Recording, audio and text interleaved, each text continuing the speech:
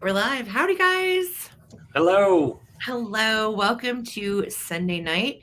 It is the Coleman Collective. Damn right. Where are your children on this fine Sunday night? Hello. Hello, hello, hello. Hi, guys. It is great to see all of you guys. How is everybody? Who's Yeah, got a that's a taste good of question. the winter blahs? Yeah, in fact, we'll start with us. How am I? Um, Winter blahs, like Sarah said. We're dying to just go sit outside somewhere, like in a meadow, even in a backyard of a friend's house, and just relax in the sun, no phone zone, and just hang out. But it's just not happening. Can we It's just just come not happening. over and hang out in your yard? Yeah, Anybody? Somebody? No, I'm just I'll kidding. bring Dave. We have people we can go hang in their yard. We're just both kind of blah. So The winter we are doldrums. looking forward to tonight Yes. just to be able to visit with you guys and see you guys. And we have curated some crazy cool stuff again Yes. this week. We've got vintage toys, we have vintage Easter. We Ooh, got a yes, little we bit of do. everything. So it's gonna be a fun night. How the heck are you guys? How is everybody Yeah. out there on this fine Sunday? Thank you for being with us. And thank you for showing up. Wanted to say howdy to all of you guys in the chat. I saw that Daniel was here first, making Hey, Henri Daniel. jokes. It is so great to see you guys. Um, what was I gonna say? I was gonna tell everybody something. What was it? I don't know. I know. No, I don't. I really Do you don't. know? I don't know. I think so. Yeah, I'm done with winter. And Done here in with winter. Colorado, we have snow through May. So it's like, ugh, yeah, ugh. At So least, at least in March, we start getting a couple of warm spells. Like 3 days straight where it's like 60, yeah, and that's nice. yes, it is nice. So yesterday we just kind of had a day off, unplugged away from the phone for a little bit, and came back today and then felt behind the eight ball with a number of different things. That's usually the way that goes. So I'm sorry to hear that, Sarah Lee. She said she's sick for I'm a couple sorry. of days. I know the crud is going around. So to anybody that's dealing with that, I'm sorry and I hope you feel better soon. Ugh. Yes, Yeah, it's Chris mud is right. season, isn't it, Chris? Yeah, It mud. is. Chris is here in Colorado too, and it is. It's muddy. Yep. Yep. It is good to see everybody. So, happy Sunday. Last week was really fun with the Super Bowl Sunday and the Name Your Own Price sale that we had. It We had a was. great time. We are back to business as usual tonight.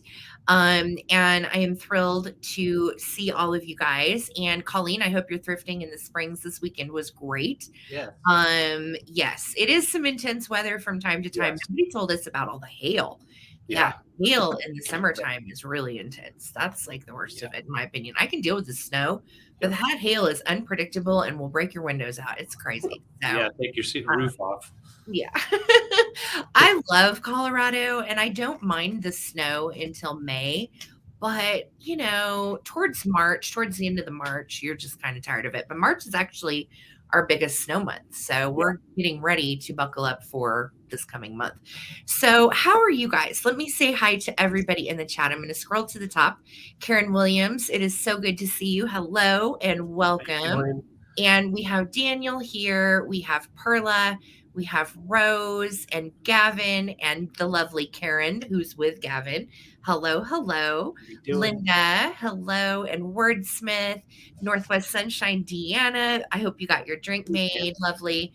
Sarah Lee Coleman, welcome. And Nammer Amy, who is our bid ender always on Sunday night. Thank you so much, Amy, for hanging Yes. out with us and devoting your time to bid end. We appreciate you. And that is who you guys are going to be racing for the bid end. So she will be with us this evening. And it looks like we have Susan Jackson in the house, Lisa Susan. Vistami. Hey, Hello, friends. It is great to see all of you guys. Dawn and Renovative Home Sarah. Now, Renovative Home Sarah, let me know if I'm saying that right, because I know it's spelled differently than mine. So I want to make sure, because I always call you Renovative, but I know who you are. Powdered Donut in here making us hungry. how you Go doing? to Be Me Too. And oh, hello. It is so good to see you, John. Thank you How you for doing, being John? here. Hey, Kristen. Hello, hello. Kristen. So, okay, I'm scrolling to the bottom now. I see Martina and I see Janet. And if That's I right. missed you, I am terribly sorry. I kind of did a quick And scroll cute through fluff. of everybody. Cute Fluff and Tim Jackson. Hey, Mother Tim. Tucker's in the house. Hey, friends. How are you guys? Hey, Hey, how you hey, hey. doing? So we are going to show you a bunch of vintage stuff. We're Mhm. going to give you some prices, and then you're going to get to bid on Hi, it in the Kathy. comments. If you are new to this, Cassie's here. Okay, Kathy, what's up? this Oh is my gosh. Okay, I'm sorry. Old friend from Colorado or from Missouri. We were just talking about her, and just that's so great to see you. How it you is doing? so good to see you, Tell Hal Cassie. I said hey. Love you and Hal, and hugs to the puppies. They're dog people like we are, Yeah. and we met them actually by shooting their wedding once Mhm. upon a time. What Yeah. year, Cassie? 2005, six, somewhere in there. No, that was 2000. If I remember right, it should be like 2010 or 11, somewhere Yeah, in there. somewhere in there. And from the for the getting ready pictures, Sarah got to take her little Chihuahua and hold on to her, and ended up just bonding with her Chihuahua all day. So Oh, it was 2012. Okay, 2012. Holy cow. Okay, Cassie, I was thinking it was way longer ago than that. it was a good year. That Yeah, was a it good year. was. It sure was. Hey, you guys, welcome, welcome. Well, we are going to have some fun tonight. So, this is the way it's going to work. We're going to show you an item, give you a price. You're going to get to bid on it in the comments during the countdown. Before the bidding starts to end, you can use what's called just in case. So, you'll type in the words JIC and your bid, and we'll take you up to that at the end during the countdown. If you have questions, feel free to ask. But that's how that works. We do ship from Colorado. And for those of you that might be new, welcome, welcome, welcome. We are in the same home here in Colorado. We are married and use the same email for all of our sales. So, what we need from you guys is your email address for PayPal. We need your YouTube name and we need your real shipping address. That way we can get you your goodies and figure shipping. So make sure you email that info to our email address, and then you are set to bid on whatever you want. Just in case bids, we do ask that you stay within the countdown only for a just in case bid. If you have questions, feel free to ask. We're here to help you. And please make sure you're in live chat Yes. for all messages. I don't know which one it is tonight. You just never know. But if you're in top chat, or I don't know what the other alternative is, some messages, if you're in All one the of those, then you're in the wrong place. We want you in all messages or live chat, and that way we see your bids in real time. Hey, just a viewer, it is so good to see you. Hey, Gail. Hello, hello, hello.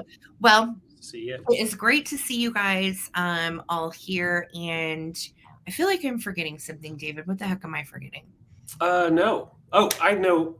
We should talk about this tomorrow. We are vintage. Yes. 4 p.m. Eastern. I know tomorrow's President's Day, so a lot of people may have a little slowdown on their day if you're not having to ship or you're not having to go out and do the funsies. Make sure you hang out and see who the mystery guest is tomorrow on We Are Vintage. Yes. And that's on Amy's channel this week, right? Yeah, we are on Enamour Amy's channel, and make sure you have subscribed to her as well. She is one of my besties, and our talk show is at 4 p.m. Eastern tomorrow. Our mystery guest is going to be a whole bunch of fun, and we are doing all quick claims tomorrow. So it's going to be a good one. Definitely Oh, I come. didn't know that. Hey, Mhm. Bree. Hey, Bree, it's so good to see you. Oh, good. I'm glad Barry loves his Awesome. Pepsi tray.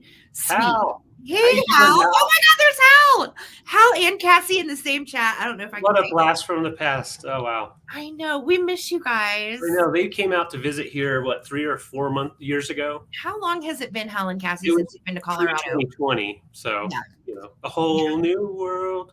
Whole new world. And all of our dogs are best friends. They used to dog sit our dogs when we We used lived to have in sleepovers Missouri, and they would have little sleepovers.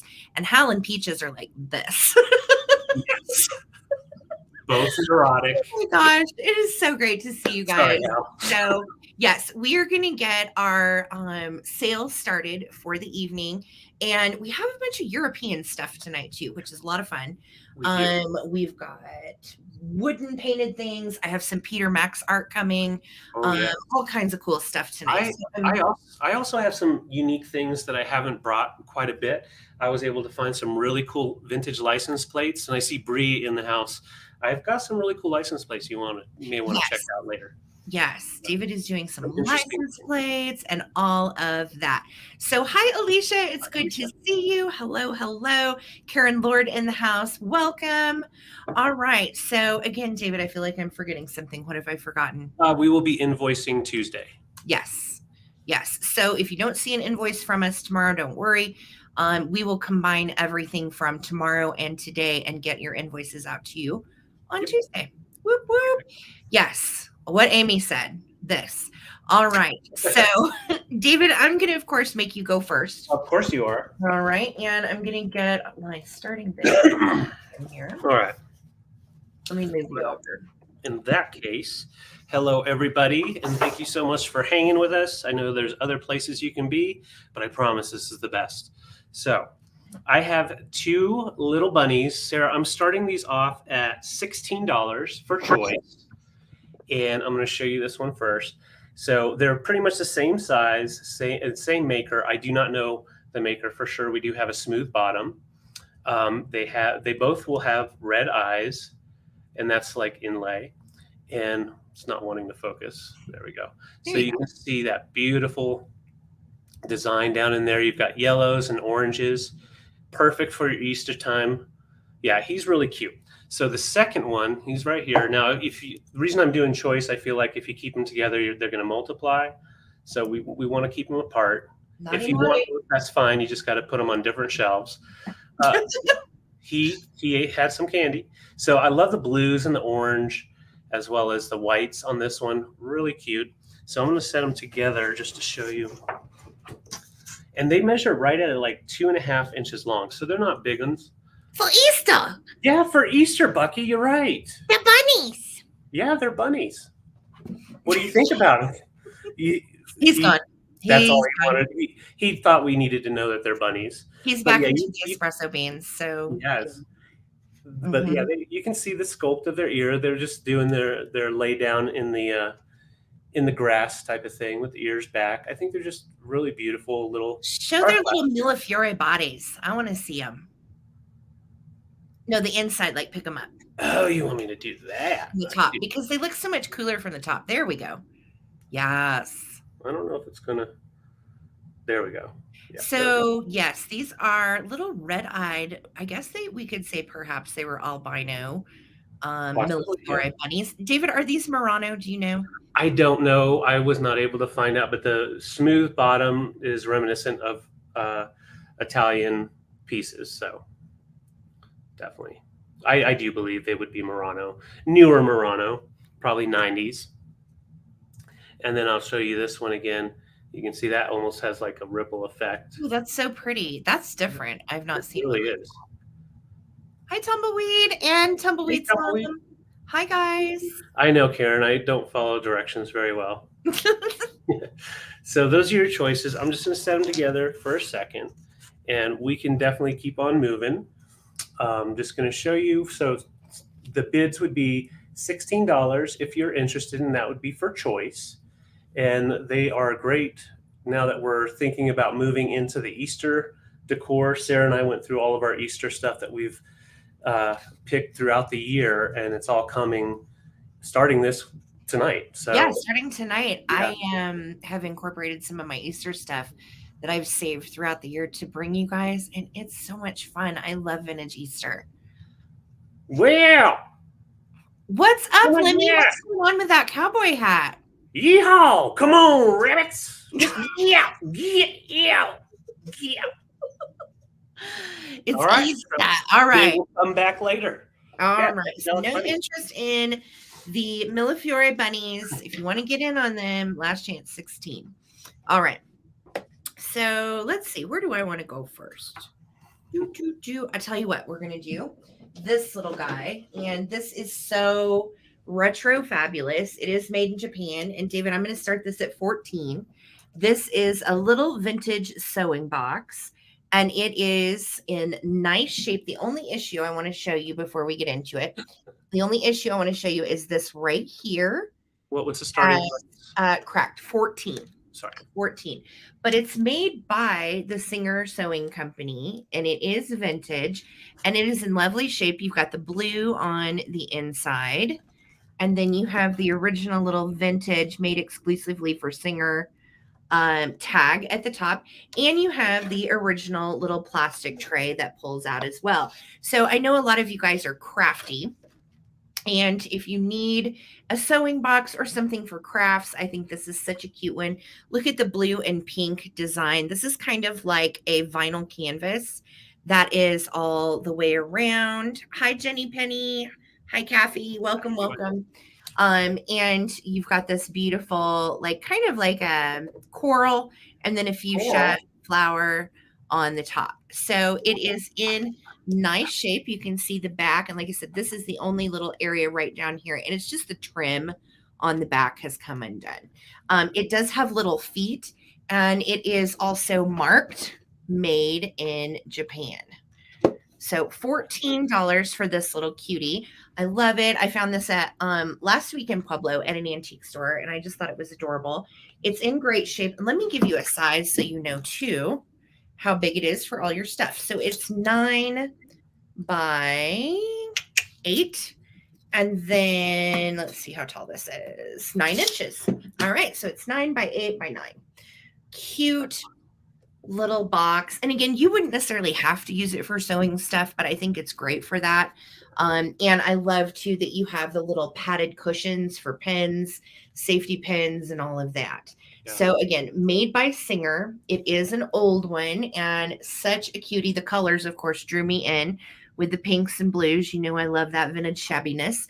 So I'm going to start a countdown. I see Chris is in at 18. Thanks so much for your bids, guys. And here we go. 15, 14, 13, 12, 11, 10, 9, 8, 7, 6, 5, 4, 3, 2, and 1. Looking for a bid end. I saw that, Amy. I know the lag is really weird tonight. It is. Yeah. Thank you so much. It's interesting that the chat has talking about sausages and we're talking about sewing box. Well, David has a special surprise for you. So if I do. You want to stick around. Tight. If you like sausages, you're in the right place. We've got a party for you. Just hang tight, guys. All right, there's my bid in from Amy. Leslie Newquist, this is coming to you for 19. Thank you so much. Congratulations. All right. Back to you. I'm bringing some kits, guys. All right, I'm starting these off at $12, and we're going to show them individually. So these are a salt and pepper shaker set. We've got his googly eyes. You can see the black eyes there, all made of wood, but we do also have the magnets on them, so that way they can stick together. We do have its tag, and I'm going to read it first. Gifferaff, Japan. No, seriously, GIFECRAFT. So gift craft. So that's a T. It's so small. It's so hard to see. There we go. Wieners, yay. I know. It's everybody's favorite, right? I know, right? So he pairs really nicely with his little brother, Timmy. And Timmy has red eyes. He's mad little bird. Look at him. And they've got the little bells on them. Little pissy duck. Yeah. I think they're great for Easter, but really year round. They're just kind of kitschy and cool. Kind of just something to talk about. Love it. Look at those faces. I know. They're so chipper. And I like how they are magnetic. They're drawn together. Yes. So how that works, yeah, you just set them and you can just scoot them together and they eventually just, love it. Little lovers. Oh, look at that. Would you look at that? Would you look at that? Yeah. And the thing is Lemmy's been really having fun because he's like, what? Why are you out of the barn? Oh, get out of here. So, Lemmy, now that you've got the cowboy hat, buddy, are you going with the whole accent too? Oh. He's so upset. I think he's jealous of Breadman. I think he just got pissy. Oh, he wanted to be like Breadman. He wanted to be like Breadman. He saw everybody talking about how they like Breadman. Yeah. Yeah. So we're going to go ahead and count down. Breadman approves of Breadman. Yep. Looking after the duckies. There we go. 15, 14, 13, made in Japan. 12, 11, 10, 9, 8, 7, 6, 5, 4, 3, 2, 1. Bid end. Cute little fellers. And you don't have to use them as salt and pepper shakers. Put them in your bathroom, put them in your bedroom as like decor. I totally would never use these as salt and pepper shakers. No. They're just kitschy and fabulous. They're super fun. Mm-hmm. Yes. Yeah. All right. So O2B me, I believe these are going to be your birdies for 12. Thank you so much. Happy Easter. Yeah, Whatever they Bucky's say. been so excited about this freaking sale. God love him. He's been really wound up. All right, let's do a little piece of pottery that I found out and about. If you watched my video I dropped last week, you saw me find this when we were at the flea market in Pueblo. And David, I'm going to start this little dude at 20. This is a piece of Vanbriggle, and it is a gorgeous lobed drip pottery mini pitcher.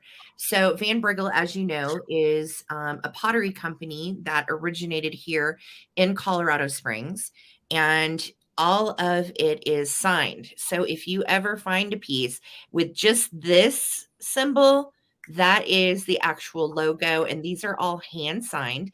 This one was sculpted by RY. And this is a black, FYI, for those that may not be familiar with the Vanbriggle pottery. This is a black with a white lacy drip glaze all the way around, and it's just gorgeous. Now, it's a little guy.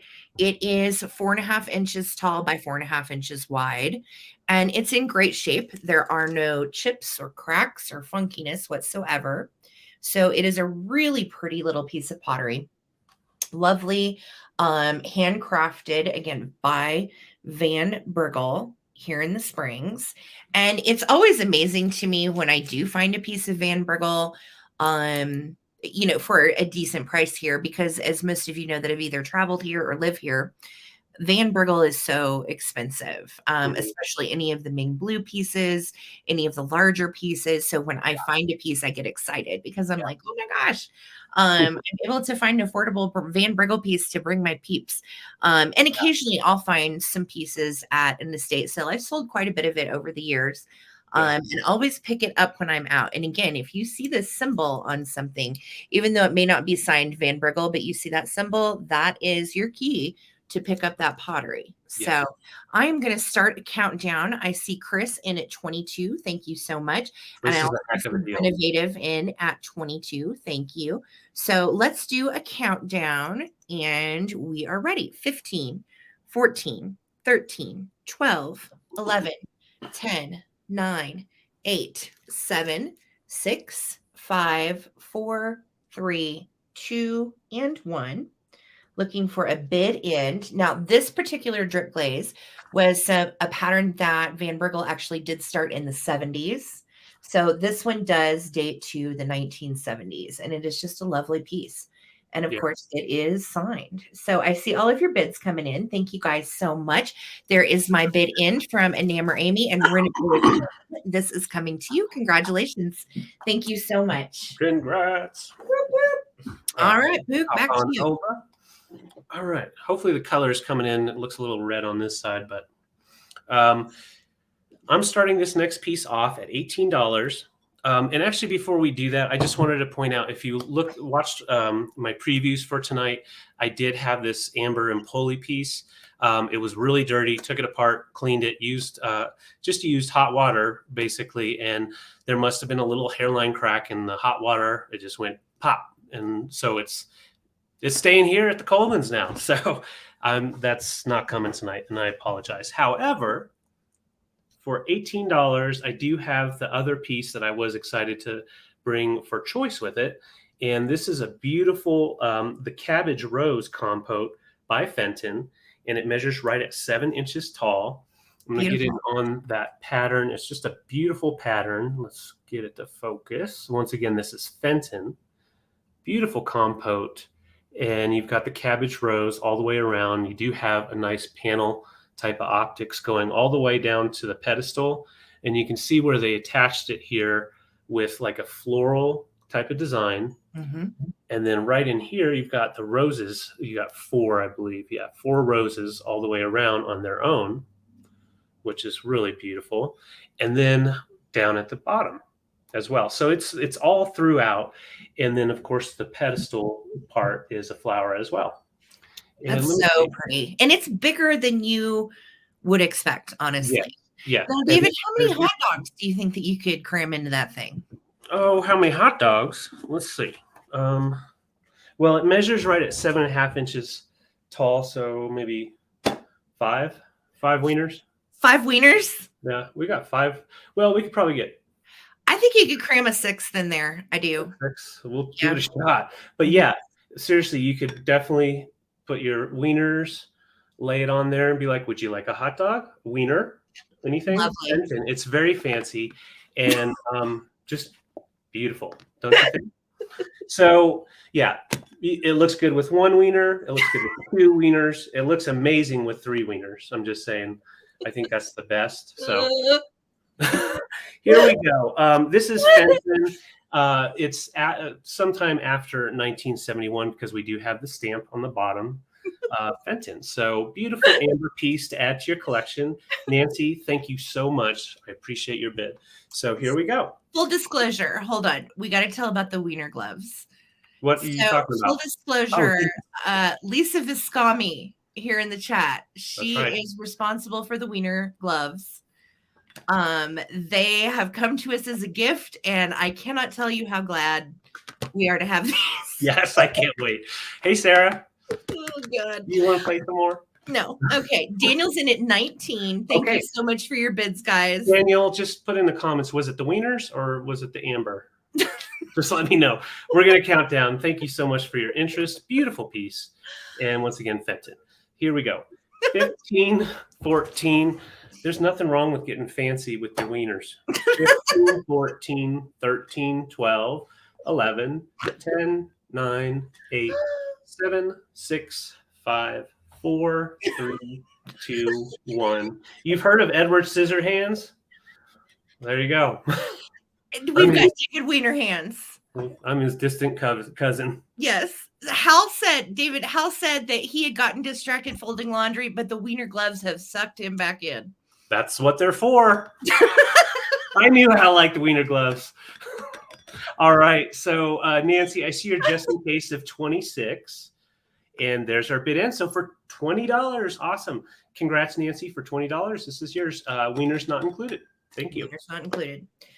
All right, I've got something super cool, and Thank it's you, Lisa. 6 pieces, and it is German. And holy beans, am I excited to bring it to you? This whole set is in the box, and I've got it. Now, I tried to figure out, are these Erzgebirge? And those of you that are vintage wooden collectors, you know what I'm talking about. And I'm not sure because it doesn't say it anywhere on the box. So I don't think that they are, but they could be because they're the exact same design as some of the Erzgebirges that I saw online. So you be the judge. I'm not sure. However, there's 6 pieces that are going to come with this. It is made in Germany, and it is the cutest little vintage Easter wooden painted bunnies. They're around a maypole that's got dangly little eggs and then a little bird on top. Look at the hand painting on the wreath on the top. And then all of these bunnies are doing their thing. They're following each other around the maypole to wrap the little ribbon around the maypole. So this is one, yes, you could definitely leave it out for Easter, but leave it out till May. It's adorable. Yeah. So this is the largest piece that comes in the set. And then it comes How much are you starting all these it? little tchotchkes with it. 50. This starts at 50. Oh. Okay. So with who comes with it, you're going to get these 3 little bunny girls, and everybody's there, all their arms, feet, ears, and everything. That was what I was amazed at too. This was an estate sale find a while back. And I remember looking it over at the estate sale thinking, are all of their ears there? Because you know how easy these are to break off. So you're going to get this little figurine with it. Then you get little Bunnyman. He's pushing the bunny cart. Oh, man. And he has little eggy weggies in his cart. So he's the second one that you get. Then you get Bunny on a scooter with the eggs because they're busy around Bunnyville. They really are. And then this one was what made me think that it was Erskaberg, because look at the design on the little sculpted flowers with the wire, the wood, and then these are like little cardboard leaves on the flowers. So you've got little Bunnyman here with eggs in his backpack, and he's got eggs down in here. And then look, it's almost kind of like a little orchid. So I just thought this was absolutely precious. It comes with it. And then last but not least, you get this little dude who is painting his egg, and you've got a paintbrush in the paint and then another can of paint right here. So it's all there. It's all together. And I did a translation on this, and this means Easter Meadow. It tells you basically that it's hand painted and not to put it in your mouth. So that's a good thing.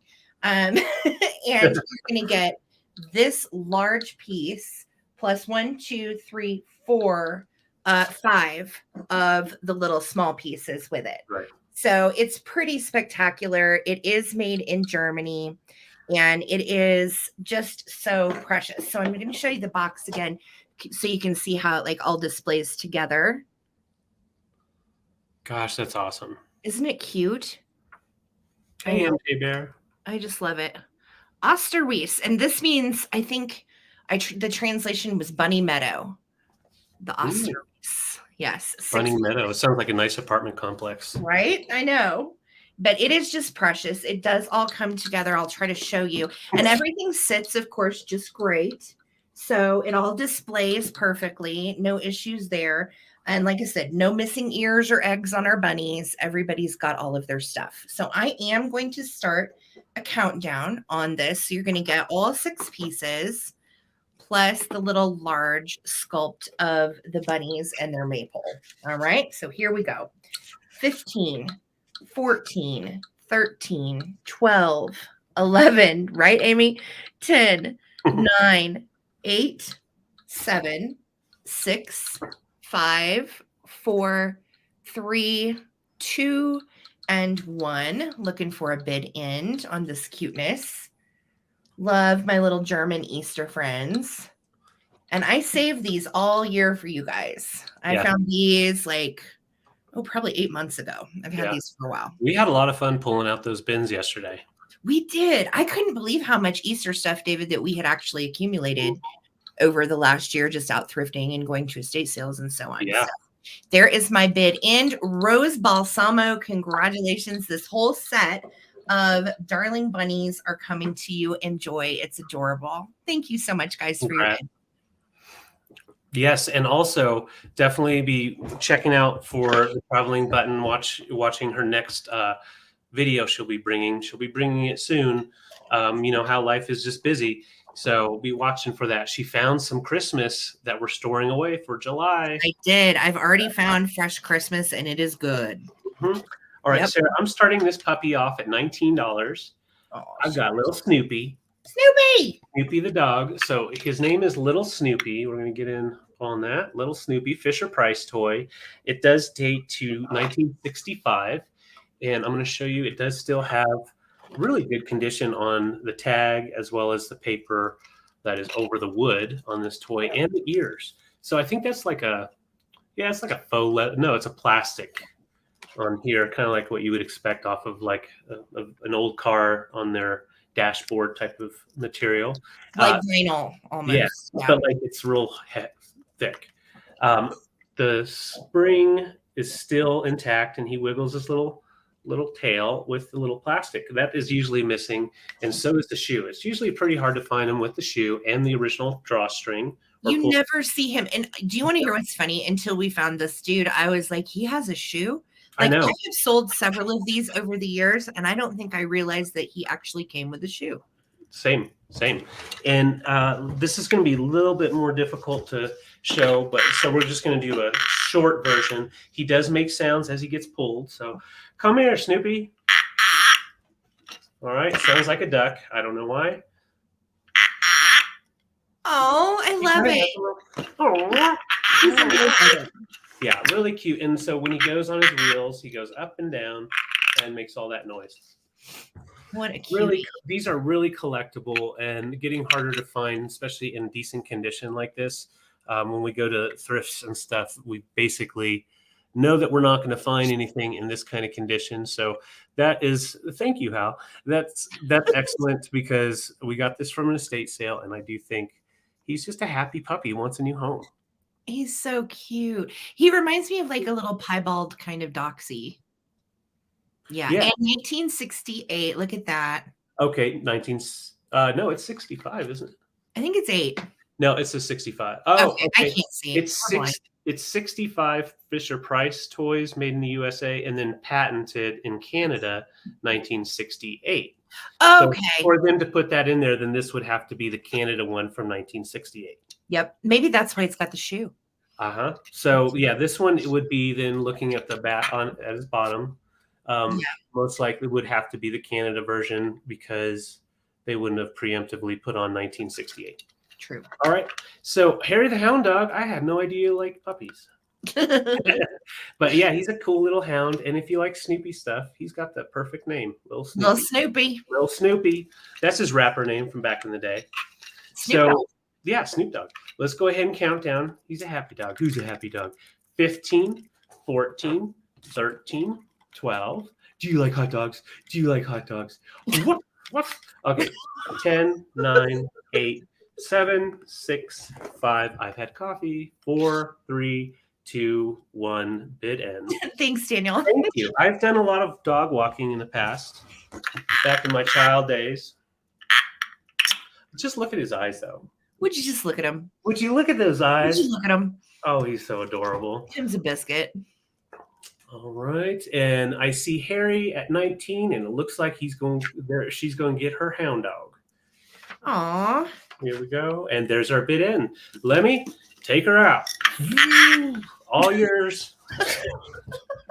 I love that Lemmy just rode that dog. He loves to ride things. Congrats, Harry. Whoop whoop. Congrats, Harry. Thank you. All right. I just realized I said whoop whoop after everything, and I've got to stop doing that.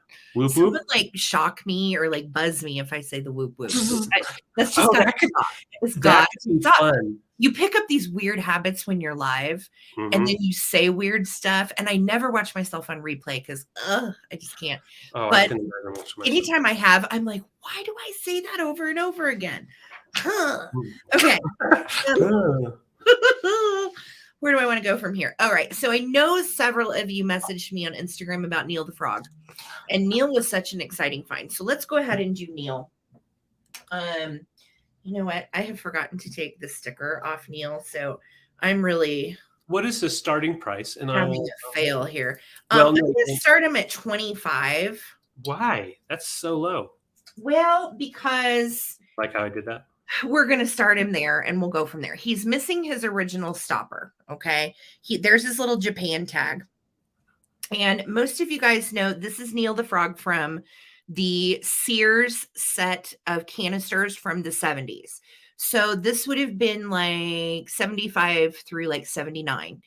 And he's super collectible. So most people that collect the canisters know that there are several pieces of Neil that are very hard to find. And this is one of the hard to find Neil the Frogs. So he is a bank, FYI, and I'm going to cover his back up because I forgot to take his sticker off like a ding dong.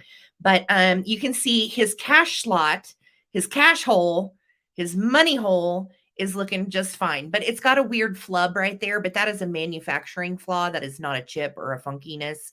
That is just part of Neil. That's part of my warts and all, guys.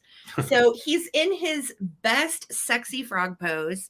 And he's just so dang cute. Hi, Steph. Good to see you.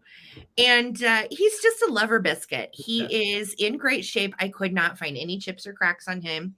He's just lovely. So, like I said, as you know, Google Neil the Frog and then look for the bank online. This is one of the hardest to find pieces. And I could not believe I found it. So if you saw one of my reels on Insta this last week, you saw me find him. And I was just like, what?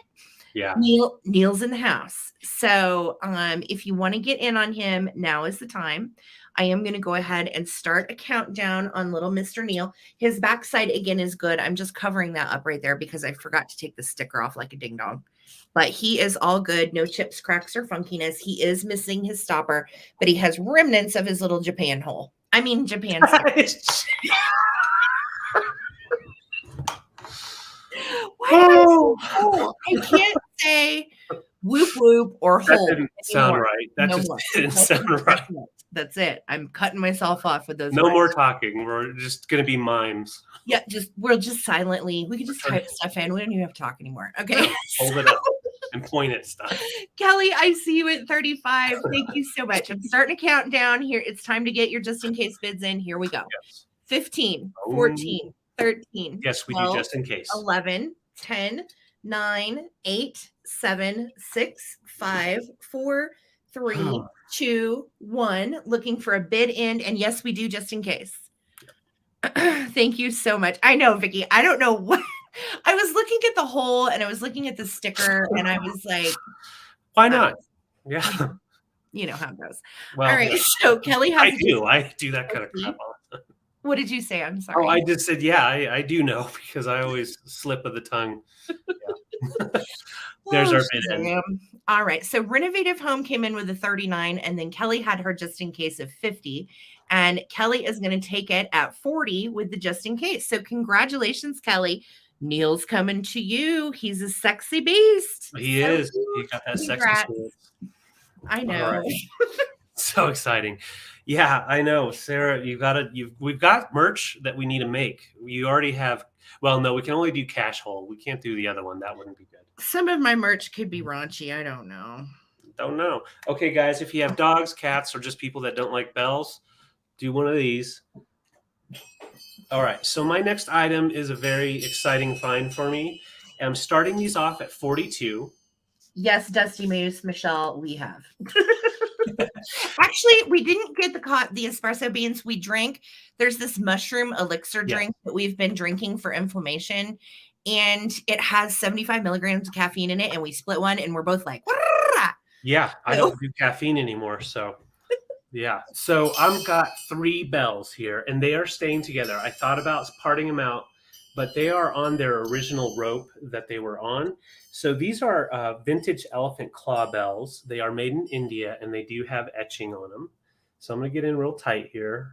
There we go. You can see the etching. They do have their original clappers, and these were used to decorate their elephants, basically, in India.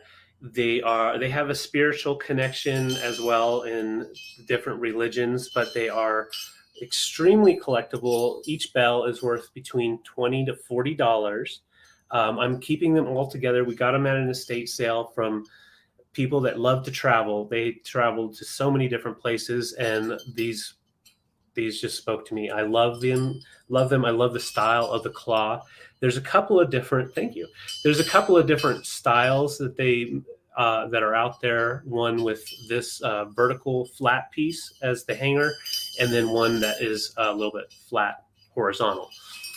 So yeah, these are very collectible for not oddities, but just for different India brass as well as spiritual bells. So, David, they would put these on like an elephant. Yes. That was the whole that was charm. Yeah, the charm. It like basically you put them on your elephant and you could hear your elephant coming, I guess. But yeah, it was decor on a way to decorate your elephant. Are they I'm totally missed it. India, China, Thailand? India. They are India. And I think as far as the time period, you're probably looking at 60s to early 70s on these. There are some that are a little bit older, and those are the ones that have the flat. And those generally go more in the 80s for each. So if, these are very folk art type of thing. I think they would pair nicely with in a tiki bar, as well as if you have a bell collection. They're definitely unique. I'm just reading the comments. Sorry, guys. Yes, good for husbands, right, to locate them. And David, yeah, you you can were put that on telling there. me that each one of these bells goes for like a ridiculous amount. Like, Oh yeah, like 30. Well, about 25 to 50 each is what I found, especially with the etching. And yeah, they're called claw bells. So if you look them up online, look up claw bells. There's a couple of different styles as far as the or how ornate it is. Some of them are solid, but they are yeah, they're very important in different spiritual aspects having to do with elephants in India. So that's yeah, and I love the sound of them. They definitely have um, an interesting, like, I don't know, shaman sound. yes, right. Yeah, Well, and these aren't just the bells that you go buy at like a Tibetan gift store now. These are yeah, vintage and yeah. they're These very are vintage. collectible. Yeah. Yes, So it and I takes the right person and collector, I think, for these. it absolutely does. Yeah. And this, when we got them from the estate sale, this is how they were tied up. So I have a feeling they probably used it, had it on a door, so that way when the door opened and closed, you could have that. So you have the smaller bell at the bottom, a little bit bigger in the middle, and then the biggest one up top. So you get them just a little bit off pitch, so that's what gives them that unique sound, because they Those don't are have the beautiful. exact same pitch. Yeah. But It I'll is. bring them back. I'll bring them back for the recap if no interest, and that is okay. Thank you guys. All right, y'all. So let's do this weirdo because why not? Because why not? Just look at him. What's wrong with his arm? Wild rabbit. So he's amazing. I couldn't pass this up, right? Like I was like, that's a bunny in a muscle shirt, and he's got human hands. The creepiest thing about him is they're squishy. So like he's got little they almost feel like little beads or something inside his flesh. And yeah, him squishy. So I'm starting him at 20. Again, I cannot find anything anywhere about this rabbit. I looked for his face. The body, I think, is a doll body, but I'm not sure if this is his original body and outfit he came in. I don't know. I don't know anything about him. What are you talking about, huh? But he is hilarious. He has a top hat slid over his ear, if you can see, which is really funny. He's carrying a carrot in his mouth. He's rocking this sleeveless, okay, really. And you want to wrestle? I'm ready to wrestle. He's very muscular. You get over here, boy. Get over here. Do you like it, Lemmy? Do you think he's cool? I'm going to tame that rabbit. Yes, he is beefy. Yeah, Mr. Beefy. And ooh. I don't know. You don't know. I don't know. What do you think? Bucky doesn't know what to make of him. No. He's a little scared and also slightly intrigued. So his little feet are also slightly human, slightly clubfoot. Okay. He No wants odors. to wrestle. Everything that I found face-wise, okay, and I could not find his exact face when I was doing research, but everything that I did find that was like similar was from like 1930s and 40s Bugs Bunny renditions or whatever. Mhm. So this could be an iteration of Bugs Bunny, but I doubt it. I think he's just a weirdo. And this is a pantsuit, if you will. It's a jumper. It's a romper. So his little britches don't come off. I have not seen his bunny business, so I don't know what's under there. So good luck with that. Out of his britches.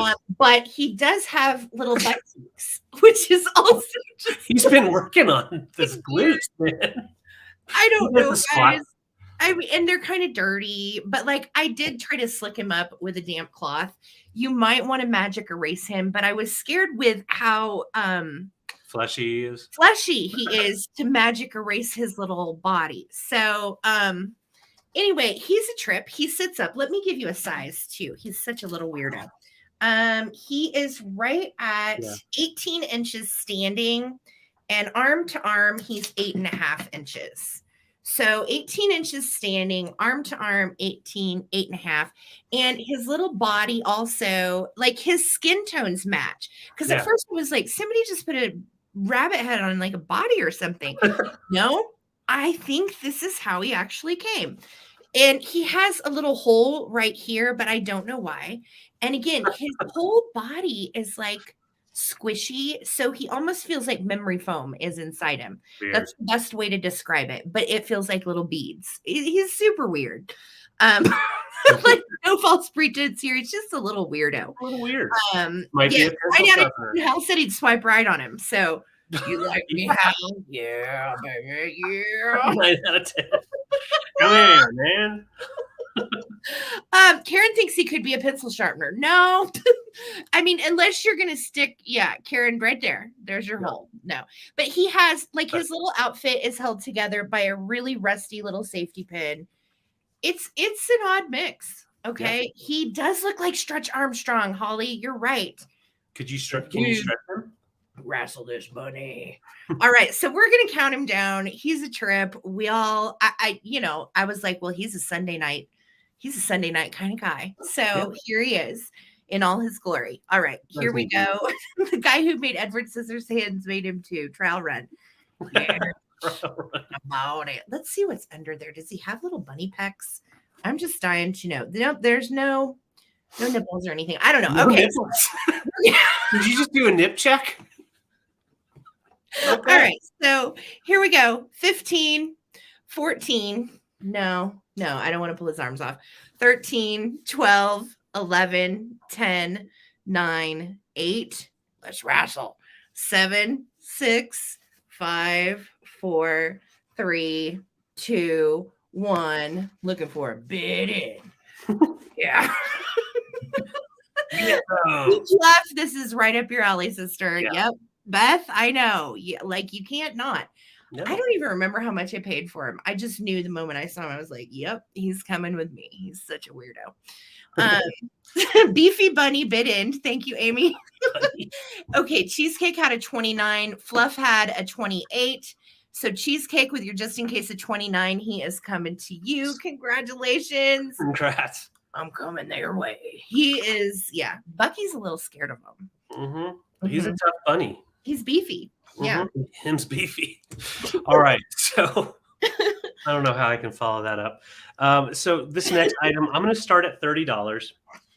And basically, oh my God, that's so cute. Okay. Basically, this is made in Japan. And we've got his made in Japan sticker on the bottom.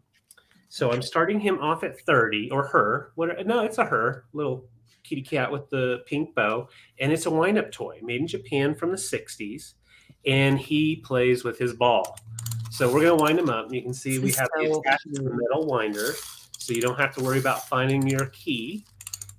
All right, we're just turning him this way just to be easy, and I'm going to hold up, kitty cat. He wants to play with his ball. All right, so we're going to set him here. Check him out.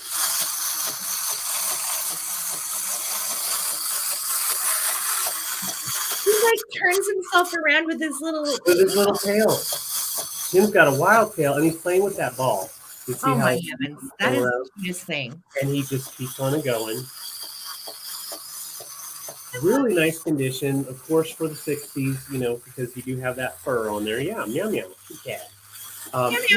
He's just playing with his ball, and I'll show you what he looks like from above. This is what he's like. Oh, meow meow, meow meow.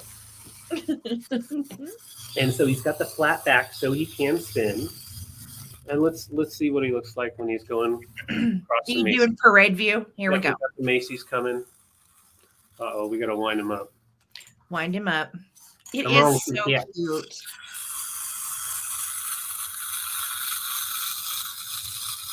Oh my word.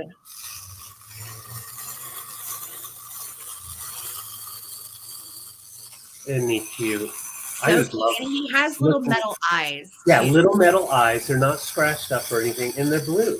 So you got, cute award winner for sure. So we're going to bring the camera down because I just have to have him spin around just one more time. Or her. There we go. He is amazing. Do we know a brand on him? Or is actually, I'm glad you said that. So I found him online with the original, her with the original box. And of course, it has the Made in Japan sticker, but this was made by Fuji Press. I'm going to screw it up. Kagyosho Company. Okay. And in Japan in the 60s. Nice. And it was actually number 644. So if you Google Playful Cat is what it was called, a Playful Cat number 644, you'll find this Playful Cat. Yeah. By Fuji Press from Japan. I'm going to go ahead and count down. I believe we think he's mohair. Yeah, it feels like mohair, very soft. And you can see there is some wear right here on his bottom. And that's just where some of the legs are attached, and this has been worn over time. So it's not dirty. That's just the underneath metal trying to come through. Oh, look, he just doesn't care. She's just going to play with it. Nom, nom, nom. Yum, yum, yum. Okay, I'm going to count down. It measures right at 6 inches long, too. I love the old toys. And I have some coming too, guys. So. Oh, yeah. Last week, Sarah and I just had a blast. We told you last week, actually. That we had fun with some vintage toys. We're bringing a lot of them this week, so definitely stick around this week and see what we're doing. I'm going to count down Cute Fluffs in at 32. Cute little kitty. Yeah. All right, here we go. 15, 14, 13, 12, 11, 10, 9, 8, 7, 6, 5, 4, 3, 2, 1, did end. What in the hell? What in tarnation? What in tarnation? Yeah, the tail is also fluffy, and you can see it's just separated just a little bit so it can move around, but it's all intact. Love it. And the original bow, I think that is classic to have that. So Cute Fluff, 32. This is your kitty cat, meow meow. You got a neighbor. Oh, congrats. Congrats. All right. I'm going to do something really fun that I put together. I had a good time getting this together for you guys. So here's a question. Do you want me to do it as a mystery box, or do you want to see what's inside? What do you think? You want a mystery box, or do you want a non-mystery box? Nevertheless, I'm going to start this at $20. Okay. This is a vintage Southfield box that I saved from an estate sale because the imagery on the front was just the cutest, kitschiest thing I have ever seen. Look at these little guys. Wet the brush and bring out the colors. Big splash. She's got her little shoes off and they're hanging out under the umbrella. I have stuffed this full of vintage Easter things. So it has all kinds of stuff in it. It has everything from vintage, some little vintage books to some vintage ornaments to maybe like a little mohair bunny to some hankies maybe. Okay, so I'm seeing about 50-50 between show inside and partial. And then a couple of people saying mystery. I have hankies. I have ornaments. I have bunnies. I have the cutest book that you have ever seen in your life. I've got one of these little biscuits. There's a little metal chicken in here. There's all kinds of stuff. There's a flocked bunny with a red eye. These are hard to come by the way. Yeah. There are some Dakin bunnies in here. That is a little Dakin. We've got some cuteness. And again, these are darling to put around your Christmas tree or your Christmas tree. Good Lord. Your Easter tree. There are also some vintage little candles in here. There's hand-painted eggs. There's teeny tiny wooden ornaments. There's big wooden ornaments. There's a real egg, little diorama. There's just all kinds of funsies in here, plus 2 little hankies. So I'm going to put my box away, all right, because I didn't show you everything. There's also a little tin down in here, which is made in Germany. There's all kinds of fun stuff down in here. So that is my mystery. You saw part of the box, and we'll let the rest be a mystery. And I'm going to start a countdown, guys.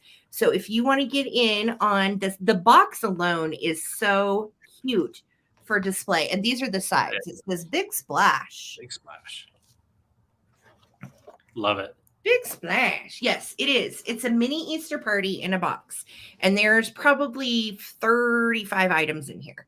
All right, here we go. 15, 14, 13, 12, 11, 10, 9, 8, 7, 6, 5, 4, 3, 2, 1. Looking for a bid end. And there's all kinds of hand painted little funsies. There's a little wind up chicken in here, a mohair bunny, Oh all yeah, kinds of fun stuff. I All forgot right. about I see Debbie. I see O2B me. I see all your bids, gang. Thank you so much. Okay. O2B me too right now is in the lead at 32. And there's my bid in. Debbie, your 33 came in after the bid in. So it's going to go to O2B me too. Thank you so much. Congratulations. It's so Congrats. cool. That's a fun one. It is fun. I had fun putting all that together too. Like there's some cool stuff in there. Yeah. Yeah. All right, guys. I think let's see. I just saw someone asking about these, so I'm going to go ahead and bring them. Why not? Why not? So I'm starting these at $9 per choice. All right. So here we go. I have two different styles, and they are both brass letter openers. Now, before we go any farther, I want to show you the treble clef one. Does have the tip. Looks like someone got a little too aggressive with their letters, but a little bit of it is off, but it still can pop open letters, and it doesn't affect its desirability for display for sure. All right, so this is the treble clef one. Beautiful brass piece. They measure right at 9 inches. And then the other one I do have is the pineapple one. Oh, that's great. See, yeah, I love this for a tiki bar or for just an office. Put it in your desk with your hospitality. Yes, it is, and you can pull it out, mushroom, and bam, you've got someone to take out. Hey, Spotty Mushroom, how did that bladder go? Did you get your bladder, your camel bladder? Yes. Let me know if you got your camel bladder lamp, Spotty Mushroom. We want to know. I see you in at 15. And so, yeah, the treble clef you can see is a little bit thicker than the pineapple. It's just a nice flat one, but this one has a really cool sculpt. So if you know someone that loves music or is involved in music, it's great for a desk. Great just to have there. And once again, instantly you have a weapon if you need it. There you go. All right. So I'm going to just show them for a couple more seconds here. Love bringing brass and just trying out, just bringing stuff that we find. Because, a lot of times we can't pick. Well, we never can pick. We have to pick what we see. And these were super exciting to find. Well, and that's why we always say it's fresh vintage picked weekly, because we don't really have a back stock of inventory. What we sell is what we find usually that week, with the exception of like some Easter stuff that we've saved, throughout the year. But we sell what we find, and we have so much fun doing this. So thank you guys for being here. And while David is showing that, I would ask, will you please give us a subscription? It's free. Subscribe and throw a thumbs up on this video too, if you would. Please. Every little bit helps us grow our business. So thank you. Thank you. All right, I'm going to go ahead and count down. Once again, this is for choice. And Dane's in with 15. Thank you so much. 15, 14, 13, 12, 11, 10, 9, 8, 7, 6, 5, 4, 3, 2, 1. Bid end. Yeah. Love it. Really cool. Mm-hmm. Yes. That's right. Monday, we will not be having mail. There will be no mail Monday, FYI. So if you're expecting something, it'll probably be there Tuesday. Yeah. All right. There's our bid end. So Dane, pretty sure you want the pineapple, but just let me know in the comments and I will write you down. And I can bring the other one back for the recap if you're not interested. So tomorrow, President's Day, all Goodwills have 50% off. All right. That's good to know. O2B me too. Thank you. That's cool. Thank you. Excellent. All right, okay, Dean, I got you for the pineapple. Thank you so much. I'm trying to decide what I want to do. Mm-hmm. You know what? We're going to do more toys. Let's go toys. All right. And I have choice on. All right. Yeah, something got me. Sometimes I inhale some random dust and it really jacks me up. All right. So first on my toy choice, and I'm starting these at 30. I have an original Max Carl with its original box ducky. And I'm going to try to show you what she does. I'm going to pull a David, guys. Watch Do this. it. Watch this. All right, first I got to wind her up. So starting this at 30, and look how cute she is. Blue eyes, polka dotted bonnet. And I'm winding her up, and she flaps. Hold on. This is, hello.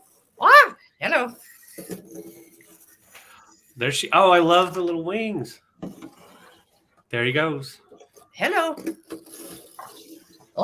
Get back there. And she rears back on her little ducky feet, and she spins in a circle, and she flaps her little wings, and she is so cute. So she is made by Carl Toys. It's a German company. This is her little box. Okay.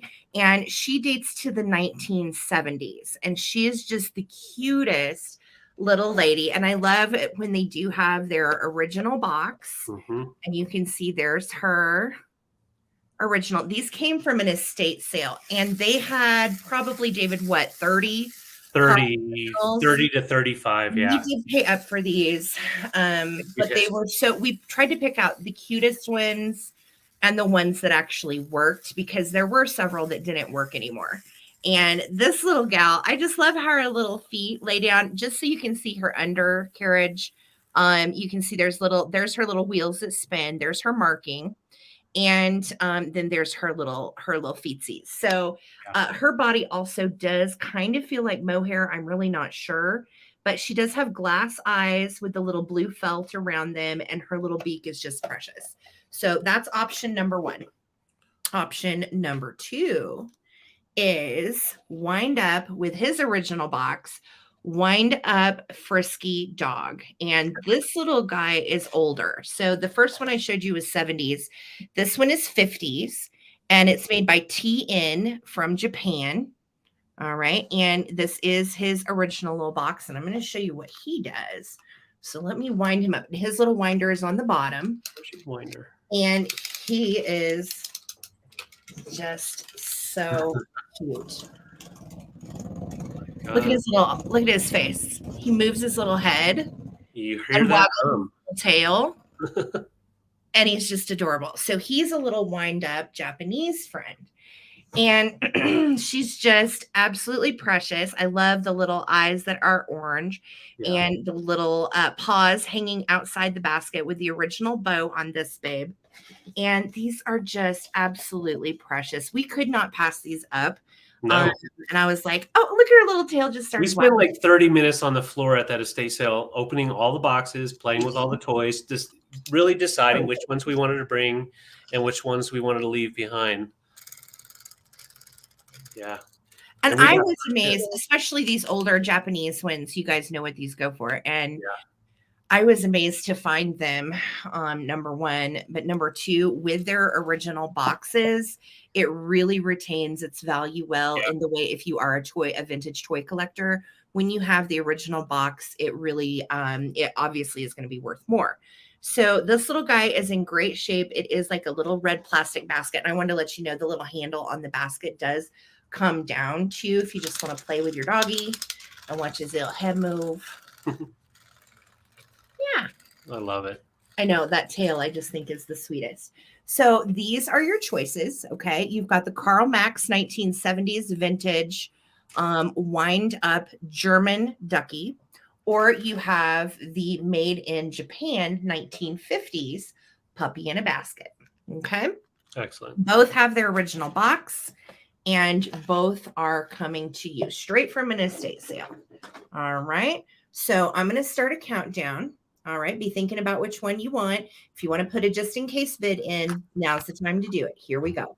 15, 14, 13, 12, 11, 10, 9, 8, 7, 6, 5, 4, 3, 2, 1. Looking for a bid end. Thank you so much. And again, if you do comps on these online, this is half of what they typically go for. They go around 70. So there, Susan, I see you're just in case of 52. Thank you so much. O2B, me too. We want to keep so everything. difficult. We do want to keep everything. I told David when we first got this, I'm like, I'm keeping her for my Easter. And then I looked at all my Easter stuff because I still have to put away Valentine's Day stuff. And I was like, I shouldn't keep one more thing. I'm going to bring her to a sale. So, Susan, congrats. Let me know if you would like puppy or ducky. Okay. And then right I think she was our only bidder. No, MJ Bear was in at 31. Okay. And MJ at 31. So Susan for 32, I believe. Is that right, David? Yes. Okay, Susan at 33. There it is. Sorry. Ugh. Susan at 33 and MJ at 31. All right. You got it, Susan Jackson. Congratulations. They are precious. Enjoy. Heck yeah. Well, I probably should have been paying attention to what I'm going to bring here.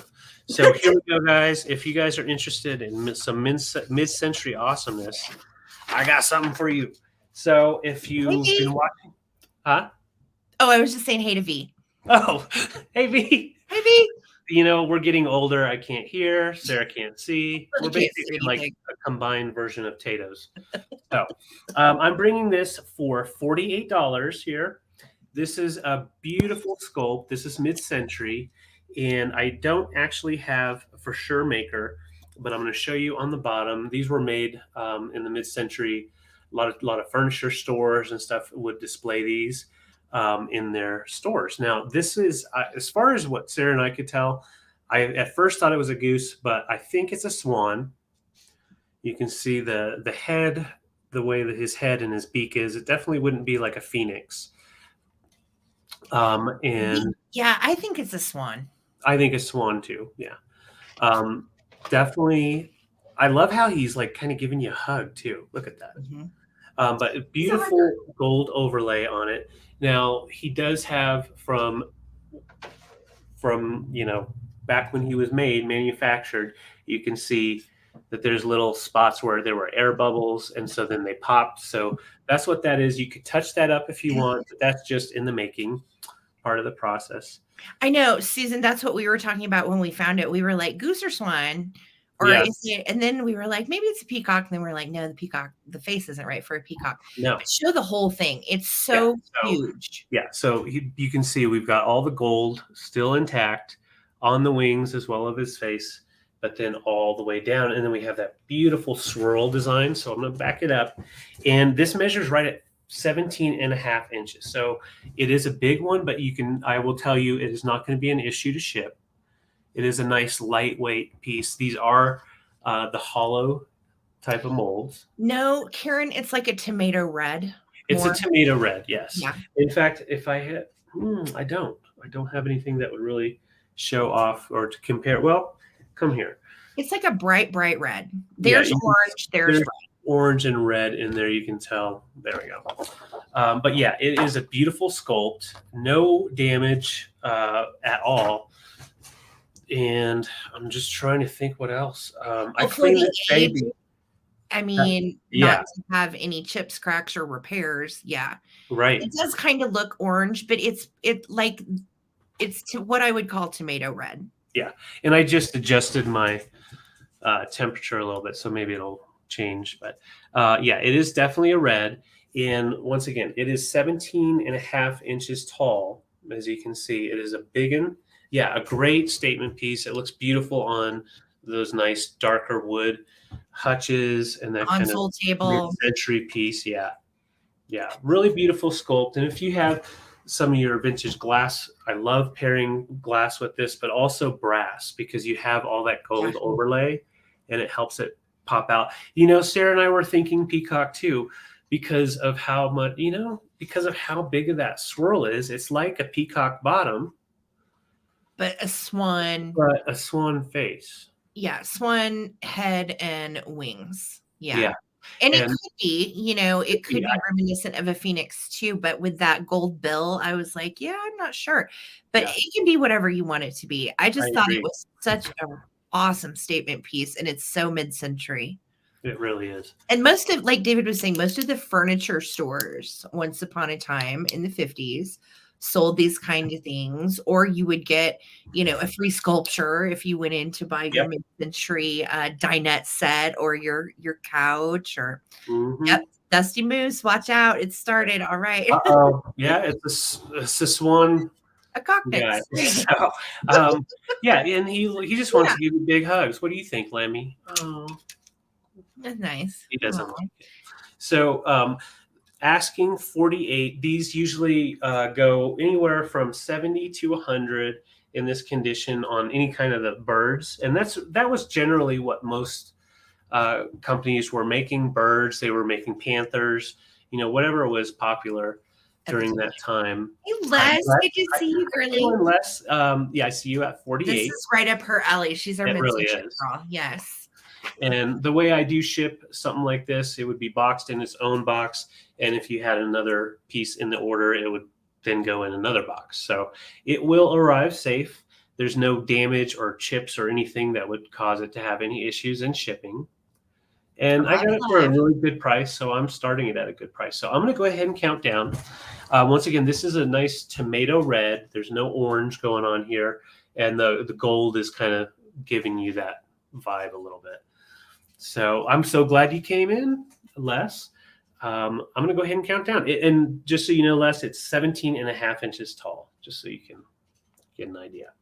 15, 14, 13, 12, 11, 10, 9, 8, 7, 6, 5, 4, 3, 2, 1. Bid end. Affleck. Affleck. No. He's way cooler than that dang Affleck duck. He is. He's trying to get monetized.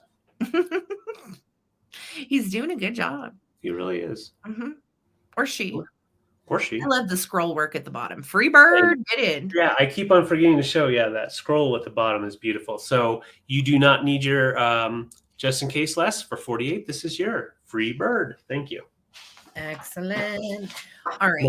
I am going to do some book choice real quick. And these are all guidebooks. So if you are somebody that loves vintage like we do, you know how invaluable these guidebooks can be. And I found these Friday, and I was like, gosh, I was so excited. So the first one, and David, I'm gonna do $10 for choice on these. All right, so we're gonna start the choice at $10, and there's 6 to choose from. So this is the first one. This is number 1. This is Wade Price Trends and the World of Wade and the World of Wade Book 2. So this has everything from identification to pricing, which is a bit dated because this is from 96, right? But the best part that I think that is really valuable is, you've got all of the different years of logos, and then the Wade whimsies also are in here to identify. And like you can tell with the polar bear, you got looks like a walrus and a wolf and an owl. So it shows the whimsies, right? But then it also shows a lot of the other Wade products that they made. And I know a lot of you guys are Wade collectors. Karen, I specifically thought of you. And then the best part is you've got also a guide to all of the Wade English markings. Okay. So this is an awesome book. This one is a paperback. This is choice number 1. Okay. Cool. And it talks all about how they originated too, and the people that created them and so on. Okay. So option number 2 is this amazing antique and collectible buttons identification and value guide. And this is awesome because, I am the traveling button, and this goes back to everything from Art Nouveau 1920s buttons to, mod kitschy buttons. And I got a chance to kind of just pour over this. I haven't looked at everything, but what I have seen so far has been absolutely amazing. There's big buttons. There's literally just buttons out the wazoo. There's a little bit of everything. There's how to clean your vintage buttons. This is everything you ever wanted to know about collecting antique buttons, identifications, and values. This one is from 97. So these are all from the 90s, right? A little outdated, but that's not why we're here. Who cares about the pricing? I want to know about the stuff.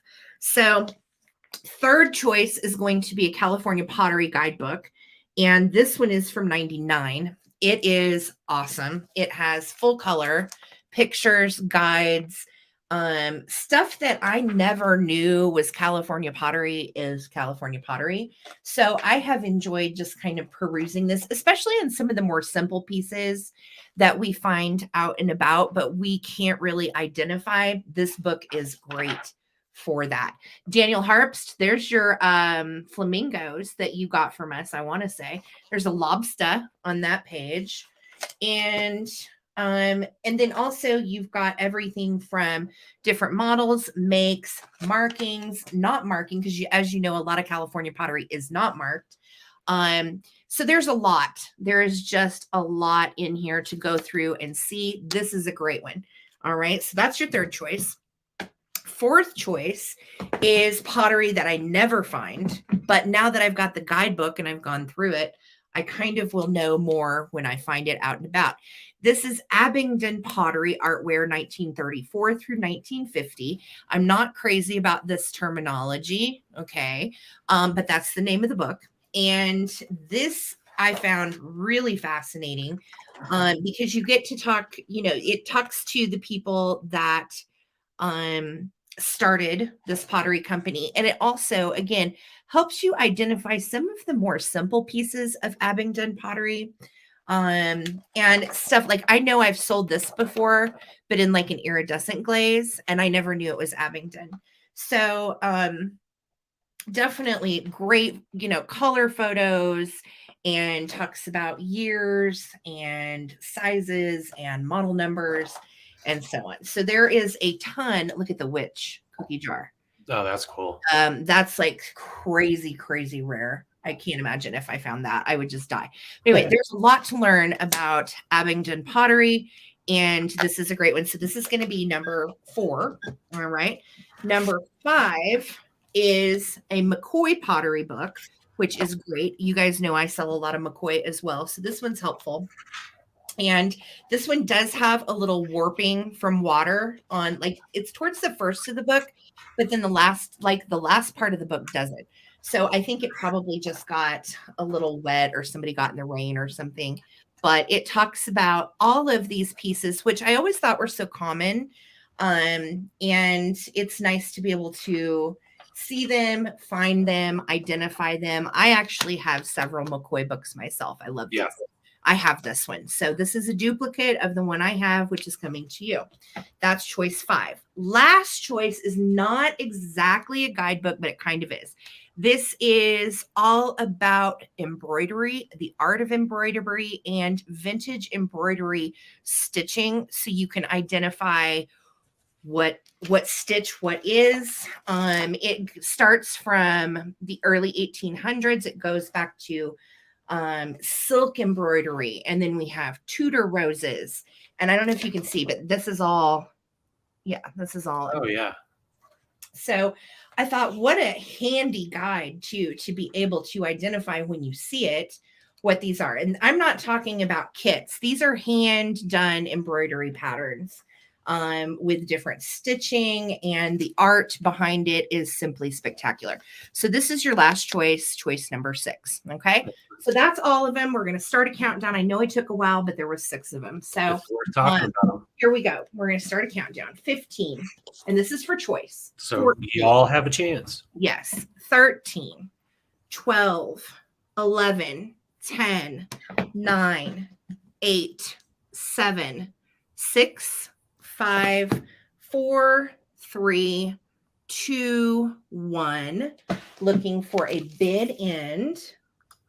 Hey, Tammy. Thank you guys. I know anytime I find these guidebooks, and if it's ones that I either already have or I don't need, I'm so happy to pass these on. So I always try to pick them up when I find them. Yeah. All right. Glowy Girl has a just in case of 57. Thank you so much. Tammy, I see your 27 bid, and there's my bid in from Amy. So for 28, Glowy Girl, let me know which one or ones you would like to take. This is choice 1.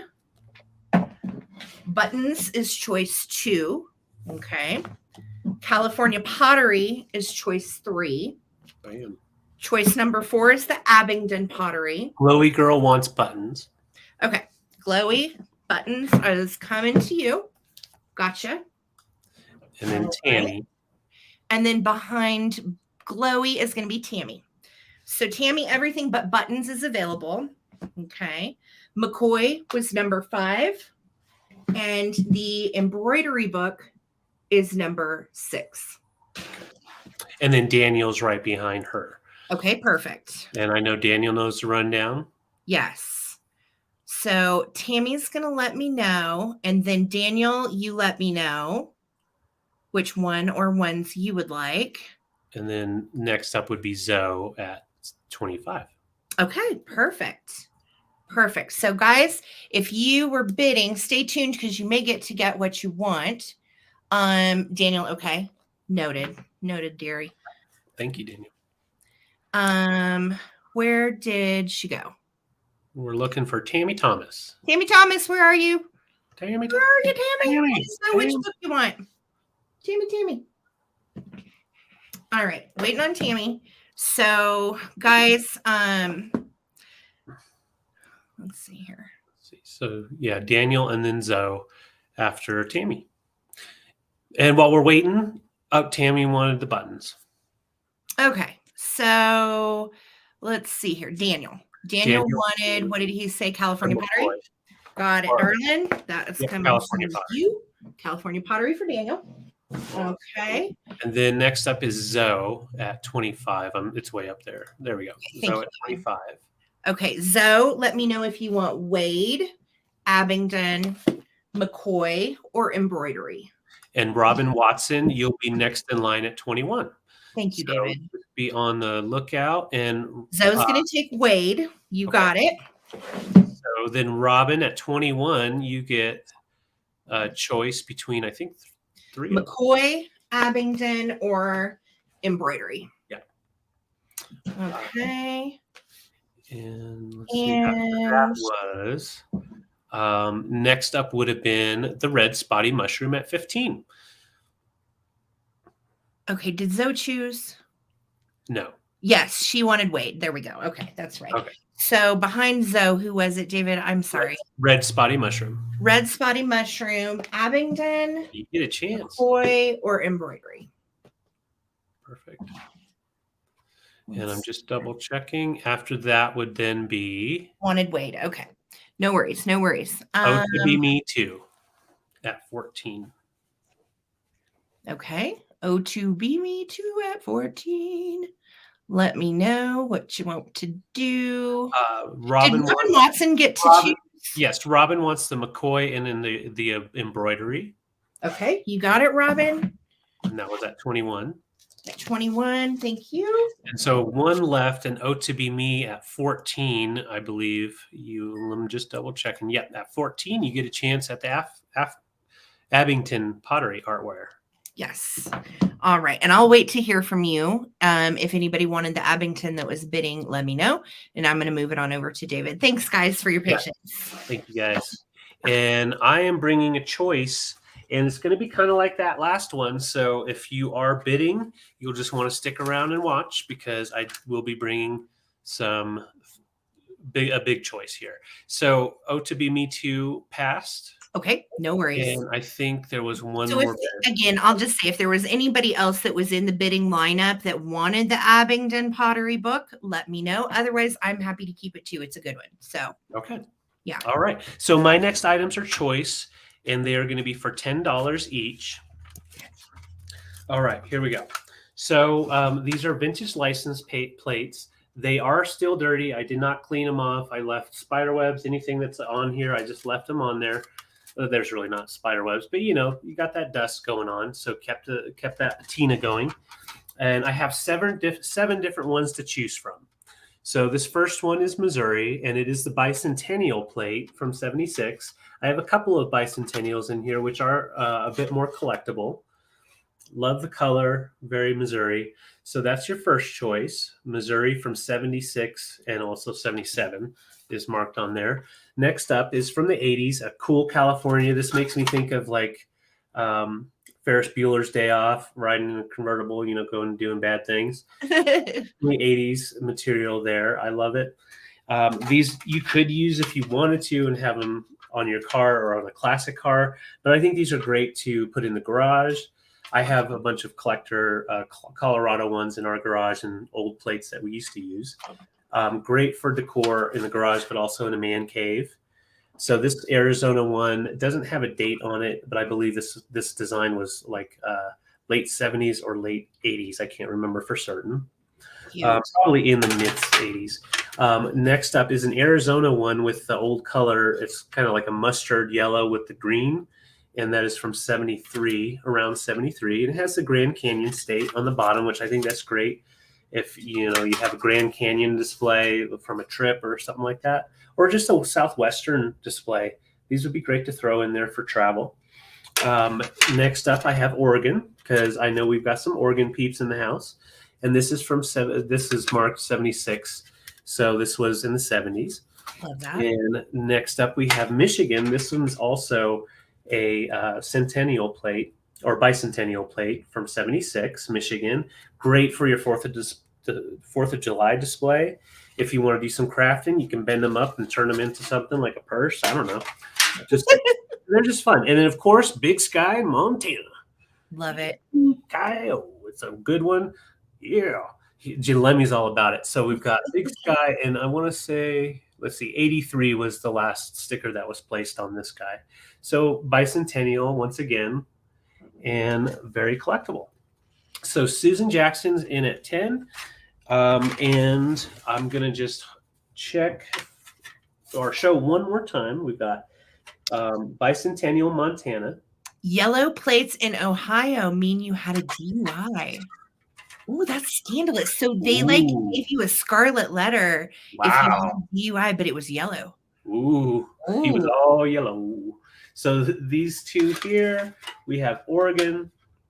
I kind of like that it almost says lime in there with that yellow. Got to put that lime in the Oregon and mix it all up. Arizona, who knows? They may have been bicentennial DUI plates. You never know. You never know. You never know. Put a cactus in front of it, instantly. Yeah, even sexier. Sure. She's all about those DUIs. Well, I know a lot of people too. I love that old school California one. Hey. That's so groovy. Yeah, and technically, if you wanted to, you could take these stickers off. It just take some love. But I think leaving them on there makes them a little bit more exciting. And then last but not least, Missouri 76 bicentennial. Oh my heck! 200 years. No, it's actually April of 77. Yes, but the plate is the bicentennial plate. Yes. But that's what I'm saying. That was 77 was my year. So. Yes, it is. Yeah, and it's Missouri. So. What are you from? Okay, I'm going to go ahead and count down. I saw all your bids. I see Kelly in at 14.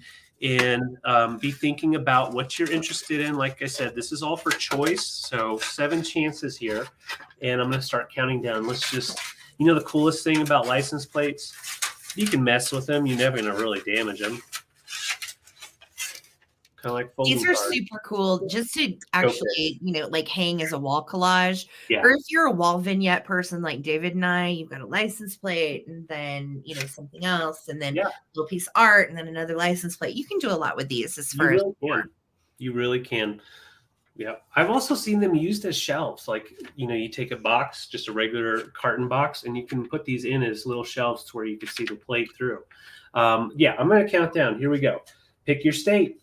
15, 14, 13, 12, 11, 10, 9, 8, 7, 6, 5, 4, 3, 2, 1. Bid end. Oh, I was hoping to find an Oklahoma one and a Pennsylvania, but it's hard to find these at a decent price where you can actually resell them. So definitely lucked out on these. True. Very true. Susan, I see you're just in case. Thank you so much. So we got Missouri, California.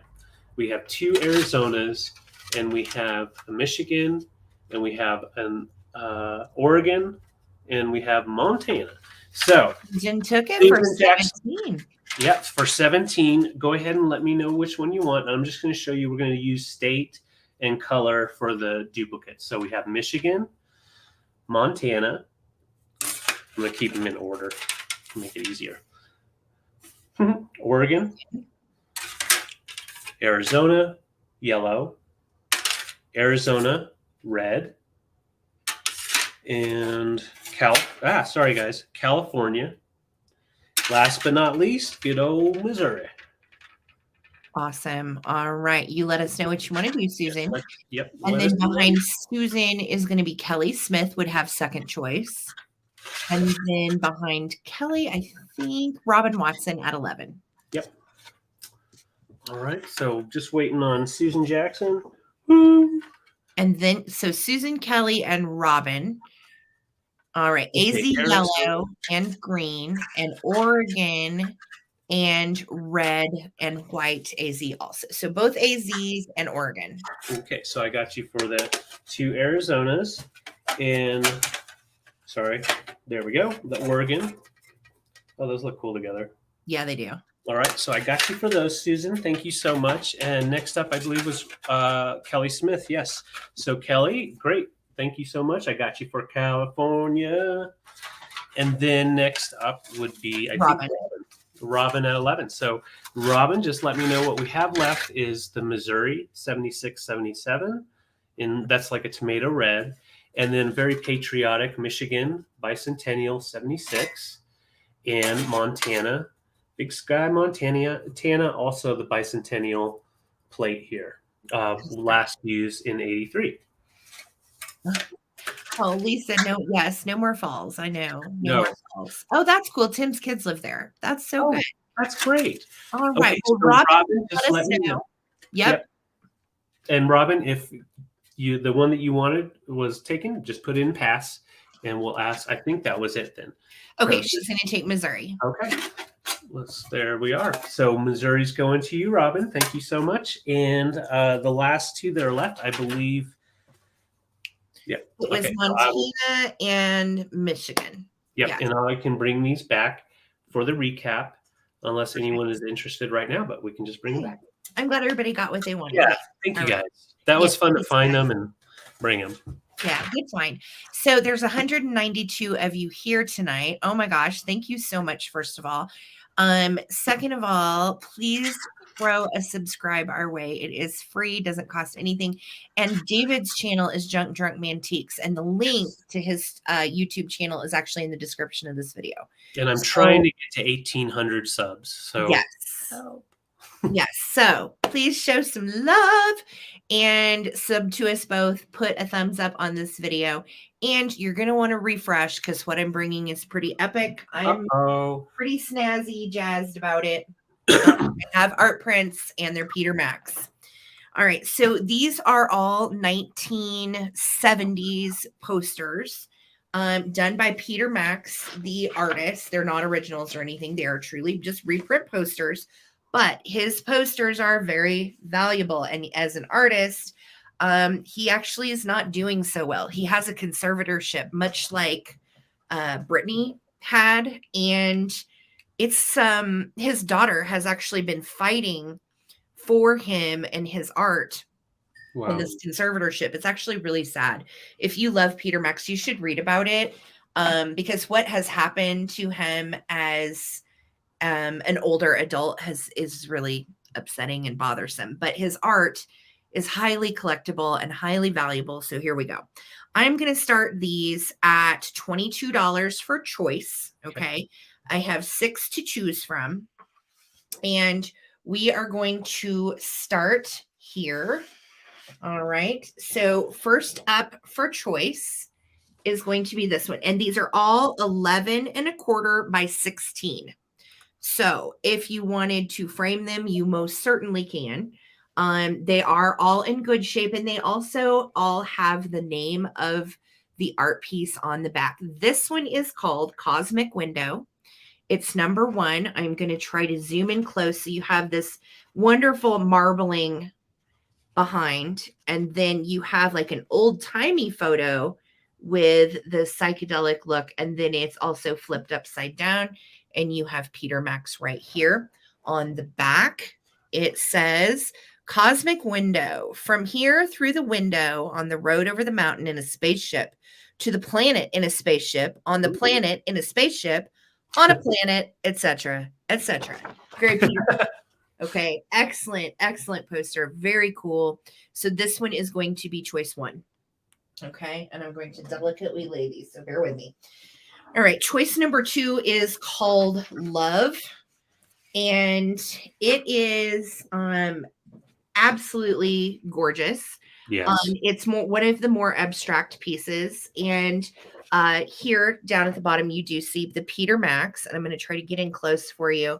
This one says 1, 2, 3 infinity, the contemporaries, and this would have been like a ad for a gallery showing. The piece itself being called Love says, live in love, breathe in love, eat in love, drink in love, talk in love, pray in love, meditate in love, think in love, move in love, die in love, purify your thoughts, speech, and action in the fire of love. Bathe and plunge in the sacred ocean of love, imbibe the honey of love, and become an embodiment of love. Swami Sivananda. Okay. So again, set 1970s, gorgeous piece. And of course, if you wanted to cut the negative space off on this, you certainly could. Okay, next one is called Groove. And I think this one actually is my favorite because I had never seen it before. And it is, I'm sorry, not Groove. It's called Glove. Glove of the vibrating relationship. And you have like these 1800s looking people down here, right? And then he mixes that modernist approach of the art into the background of the sky. So it's a really interesting piece. I absolutely love it. I think it's a stunner. And this one is going to be choice number 3. It is called Glove. Okay. Choice 4 is an American Way ad, and it is just simply this little planet with the stars. I love the simplicity. It's classic Peter Max, very groovy. On the back is also a piece. So this one's sort of a twofer. If you would rather have this piece, it is on the back, and it also has a little interview with Peter Max right here. And I believe this one would have been like an advertising piece as well. Yeah. Okay. So this one is called The American Way. Number 5 is called just simply NBC, and it goes this way, a zap for NBC, which again, I think was some of his commercial work. So it starts up here. Yeah. And then we come down, we see we've got planets, and then the checks, and then the road into this planet that leads to this planet. And again, it's like a psychedelic kind of trip into different levels of perception and different depths. It's beautiful. And again, you've got Peter Max down here at the bottom. And on the back, it says NBC, a zap for NBC. Okay. Love that one. And last but not least is one you will probably recognize. Oh, yeah. Okay. And this one is called Nutriment Number 2, the Galaxian Manifestation. And then it came to me like this, 2,000 light years. Somebody put a post-it on the back of it. Interesting. I have no idea what that means. And these weren't in a poster book, were they? Like, were these in a poster book? They were all loose. No, they're actual posters. Yeah. So like, you've got down in here, down in the corner. Yep. I can't remember what it says, but they're loose and they don't have any peripheral in the book. Right. Yeah. And the way in the ones that were in books usually did have something on the other side. That's the name of what's written here is 2,000 light years. So that's actually why that little post-it is on the back. I don't think these are from a book. They're all and they're all different too, as far as like what they were asked for and stuff. So they were from 1970 was the information that I had on them. And this one is absolutely my favorite. Look at the heads and the flowers.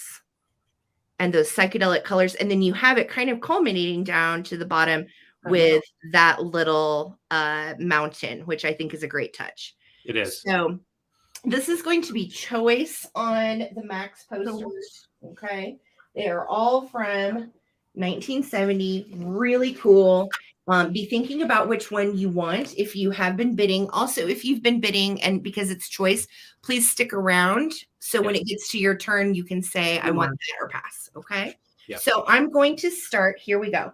15, 14, 13, 12, 11, 10, 9, 8, 7, 6, 5, 4, 3, 2, and 1. Looking for a bid end. We got a just in case from Rose for 70. Excellent. Thank you guys so much. I love this artist and I was thrilled to come across these. So very, very happy with these. All righty. There's our bid end. Life we lead. Love that, Karen. Yep. Okay, so Rose had a just in case of 70. Sunshine had a 65. So Rose, you're going to get first choice at 66. Would you like number 1, number 2, number 3, number 4,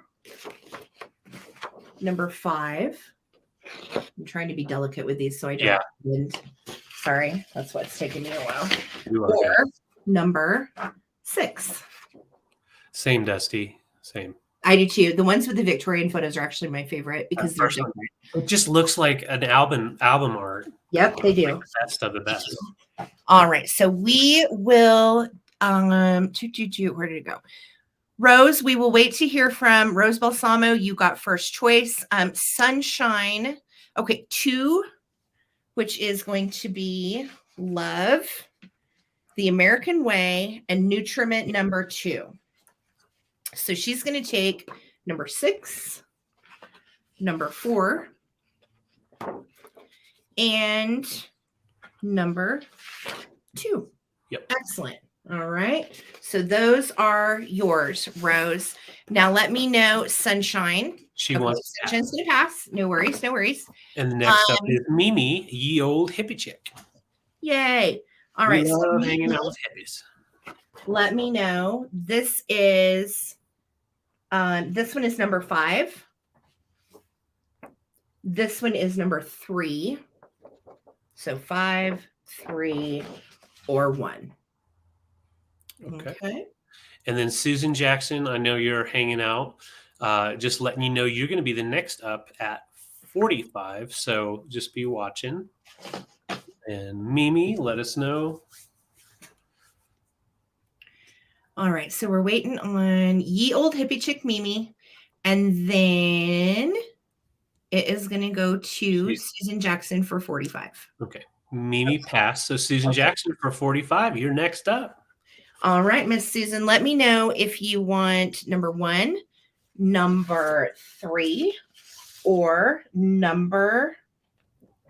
this was 1. Sorry. Yes. This was 3, and this is 5. Yep. Okay. So 1, 3, or 5. And I will wait to hear from you. Thank you so much. Susan's going to take 5. You got it. NBC. Love it. All right. And then if anybody else that was bidding, David, was there anyone else? I'm looking if there was anyone else that was, yes, Oh to Be Me at 26. Okay, Oh to Be Me. If you would like Glove, which is this one, it's number 3.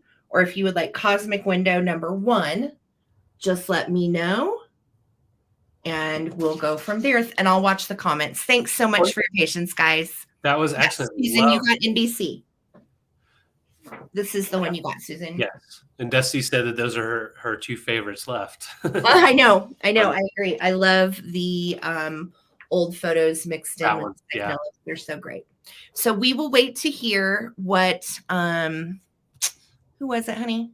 Oh to Be Me Too. Oh to Be Me Too wants to do. Yep. So and let us then, know. She said did Rose Balsamo get a chance? I believe so. Oh yeah, she was the first one. Sorry, Rose. Right. Yep. Okay. That's everybody. No worries. All right. Thank you guys. So I will bring these two back for the recap and we will keep it moving. Thank you so much, guys. Yeah. Congratulations. They're neat. Yeah. All right. So my next item I'm going to bring for $36, and it is pottery. So if you've watched me in the past, I have brought some Santa Clara pottery before. This is beautiful little wedding vase is what these are called, little wedding vase. And these were made in New Mexico. So a little bit about Santa Clara. It started with Dorothy and Paul. Those two started the company. Their names were Dorothy and Paul Gutierrez.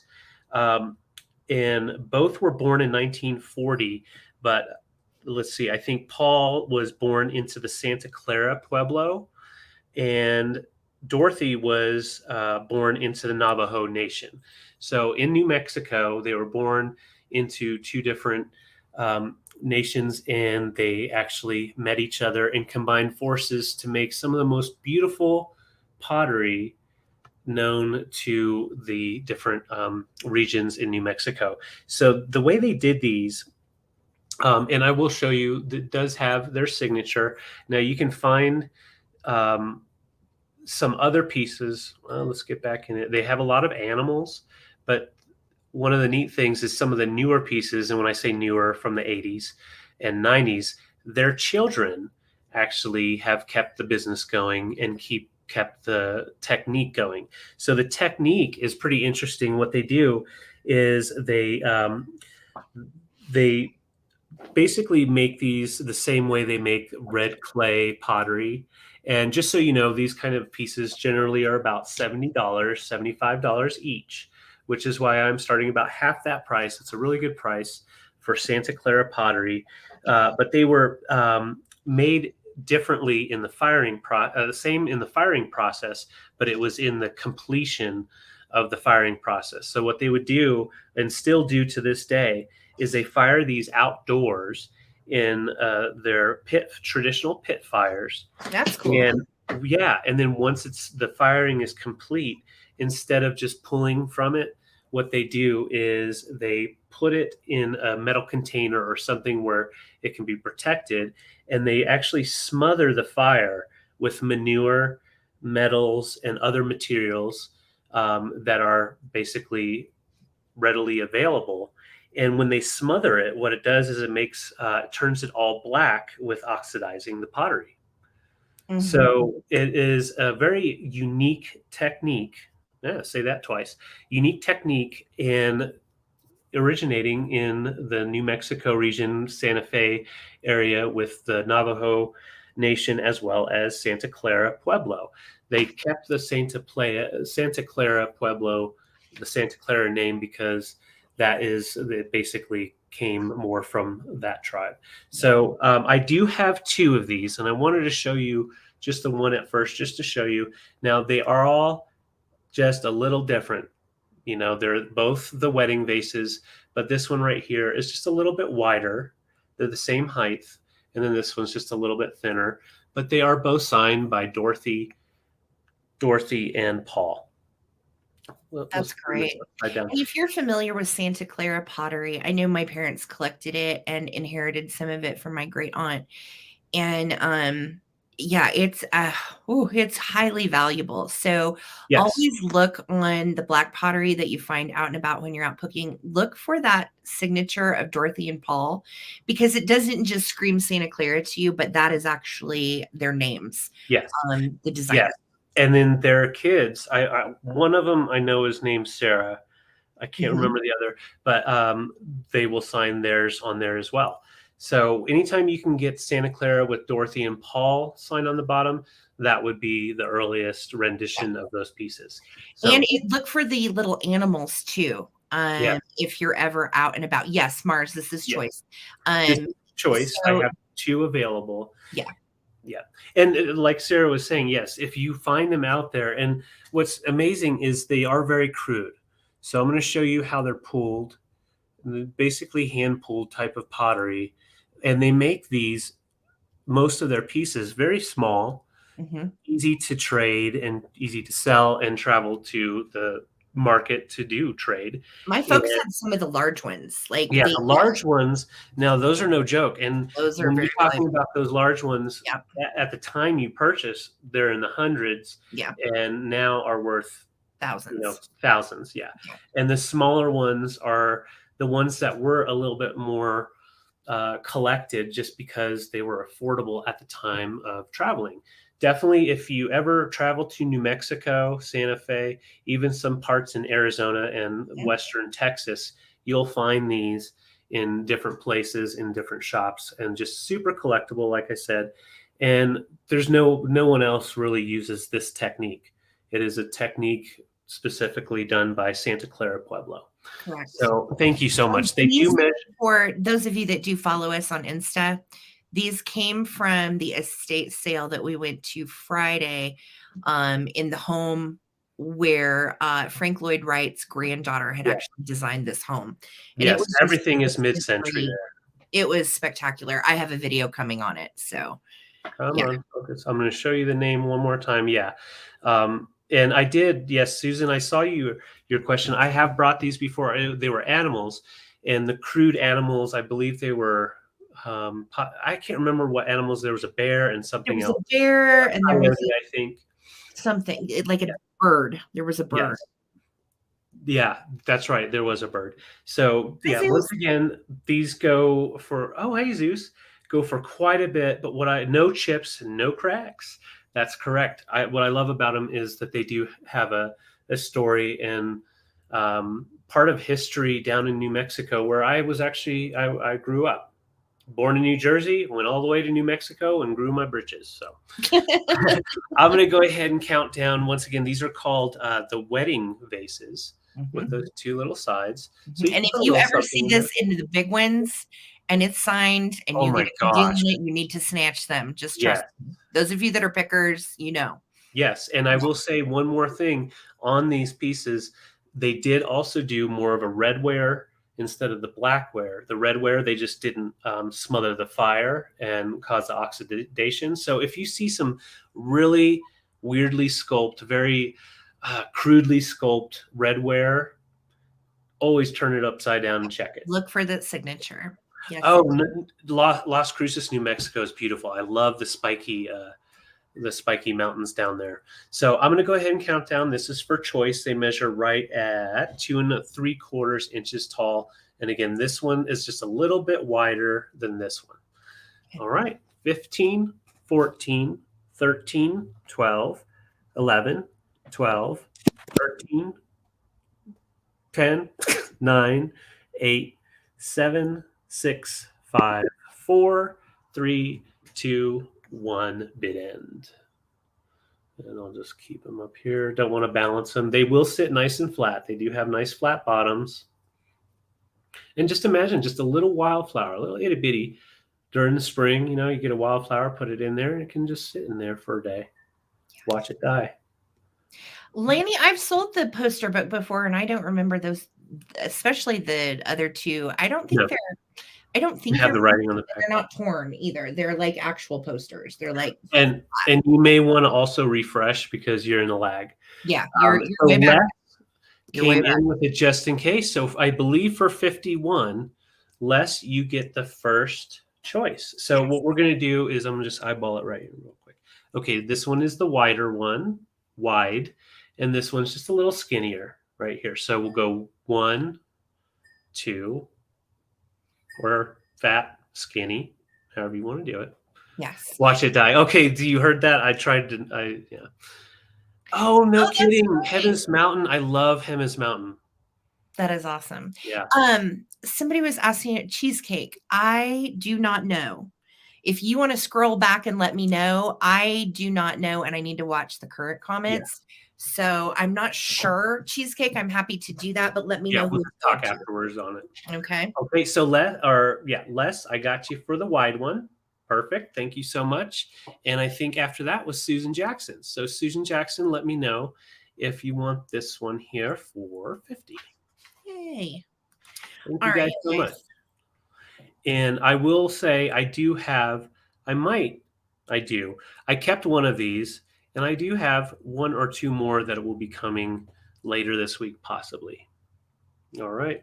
All So right. I'll just wait and see what Susan Jackson says. If you want this little baby, just let me know, Okie dokie. and then I'll check with the rest up the way. Perfect. Yes, Susan said. Okay, I got you, Susan. Thank you guys so much. All right. I have lost. Where did he go? All right. Now listen, I found this little dude. If you watched my video I posted last week, you saw me find him. And I was so excited. And he was in a booth that was on sale. He was at the antique mall. And I have found, for the record, a real Steiff hedgehog.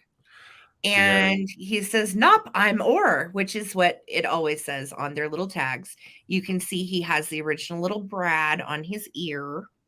And I'm starting him at $22. Okay. He is made in Germany. If you're familiar and you are a toy collector, you know Steiff and you are familiar with what they are. He has the softest little body. I'm not sure what kind of fur this is, but it almost feels like some kind of real soft fur. Like he has the softest little body and he has little metal eyes. And then his nose is not as soft. His nose is kind of like a fluffy, floofy black material. And then his bottom has kind of like a different shade of brown. Now he has his original Steiff tags, which I think is fantastic. This little dude in particular dates to the 80s from everything I found. And there's the back of his little yellow tag on his ear. Cool. And this is his original Steiff tag. And then here is also the care information and how to care for your little guy. So it says the Steiff animal has, like all its Steiff relatives, the famous button ear. It's a mark of the finest quality, artistic design, and attention to detail. Steiff's philosophy, only the best is good enough for children, is reflected in every original Steiff character. This is why Steiff animals are so popular with children and adults alike. So very, very sweet little guy. Him's just little. He's like 4 inches. He's not very big. And I'm smitten with his little leather ears. I think his little leather ears are pretty darling. Could you imagine back in the day when Tato's was still real ornery? She would have found this thing and she would have had its way. Well, and it's little dog toy sized. Yeah, it's like a perfect little fella. Yeah, so he is just the cutest. Yeah. And his name says Mini Cozy Eagle. I'm not sure. Mini Cozy Eagle. And he dates to the 80s. But all of the other ones that I saw that were Steiff hedgehogs were named Yoggi. It was Joggi. Okay. So just I know, right, Jeff? I love it when I find something with tags attached. That made it even better. Yeah. So he's just a little biscuit. I'm going to start a countdown on the little Steiff hedgie. Such a cutie and so fun to display with your vintage toys. Steiff is the best. I actually have. I'll show you one of mine. This is mine. This is my Bambi, and she's a little Steiff. And she is really, really sweet. Love her. I got her a long time ago. All right, guys, I'm going to start a countdown on Hedgie Biscuit. Here we go.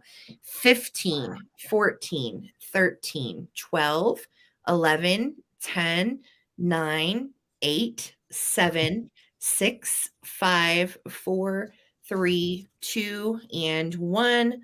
Looking for a bid end on this little guy. Eagle is hedgehog in German. Thank you, Michelle. Thank you. Thank you. That's great. Thank you, Sunshine. I know. I will probably never sell her. I love her. Like she's I'm a deer person, kind of like Nam or Amy. We love our kitschy deer. Yes. Thank you so much for your bids, guys. Said like eagle. Thank you. Das fit in. Thanks, Aim.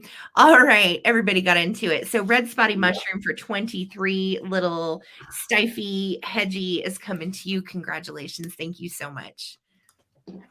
Awesome. That was fun to see. So my next item is coming for $30. And I'm just going to give you a taste of one of them first. So I have a set of 8 in this nesting doll. set. That's Now, huge. this is the biggest one. And we're going to talk about its colors because we are missing some tones because it probably sat in the sun way too long here in the Colorado sun. So she's missing her mouth, was most likely red, and the orange and pink colors definitely fade a lot faster than the blacks and blues. But it still has all of the blacks on the outside of this one. So this one is the largest, and it does have its original marking on the bottom, made in Russia. I did not translate what that says. I'm guessing. Here, hold on. I'll do it. I love doing this. We're gonna do it live. I like it. We're gonna do it live. You know, it's so funny. I should just go live so I can read these tags because it's It so just much says, easier. it said, so the word that starts with M and M is Matryoshka, 3 local, Lena 80. Okay. So yeah, it's Okay. just that it's a Matryoshka doll. Well, there you go. And so the blacks are still there. You can see the blues are still there. And I'm going to show you the tones that used to be there. So there was orange and probably some pinks in there. So this one is coming with the set because it does have the tag, and why not? It does open up great. You could definitely use it for something other than nesting the rest of the little ladies. So I'm going to show you the rest of the little ladies. They all have great color left because they were stacked inside Big Mama, and Big Mama took the worst of the sun. David, maintenance question really quick. I feel a window is open up here. It is a bedroom window? Yes. Okay, I'm going to go close it. I'll be right back. You probably want to. I'm freezing. All right. So this is okay. So I'll just show you again. We've got the biggest one right here, and she is missing some of her color. However, next biggest, she is not looking bad at all. She's got a little bit of a side eye, beautiful lashes, and I love all the different colors. They combine the pinks and purples with the red, and then even threw in some green and yellow. Just really extreme colors. I like the little swirls going all the way around her body. And she is going to nest all of her little sisters. So the next down the line is this one here. And these did come from the estate sale, the one at the mid-century house that Sarah was talking about. Yeah, beautiful colors. This one has yellow on the top portion and then red. That is a red at the bottom, like a tomato red. And so that's that one. We're going to go to the next. And that one has I love the color on this one the best. We've got the orange and the pink together. That is such a 1990s Target type of tone. So there you go. Target stole it from the Russians. Okay. Next up is this little lady, and I love her. She's got a little flower right in front of her, and she's just happy. Maggie, I see you in at 30. Thank you so much.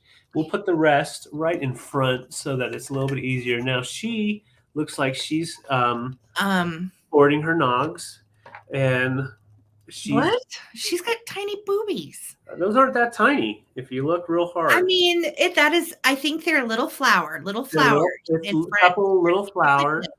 Yeah, you can see they're kind of like little round flowers, but they definitely have a special look to them. I will whisper, hey, it's your turn. Okay, so this is the smallest one, and he's not too grumpy, but he's not 100% happy either. So he is going to go right here. He does. Tulips. That's right, Karen. He likes to fall down because he does have. There we go. We're just going to drop them all. So on the bottom, I'm just going to show you. He's got just that little bit of wood still left there. So you could definitely shave that down with a blade of any sort, and it'll stand up just fine. But most people like to just nest them in.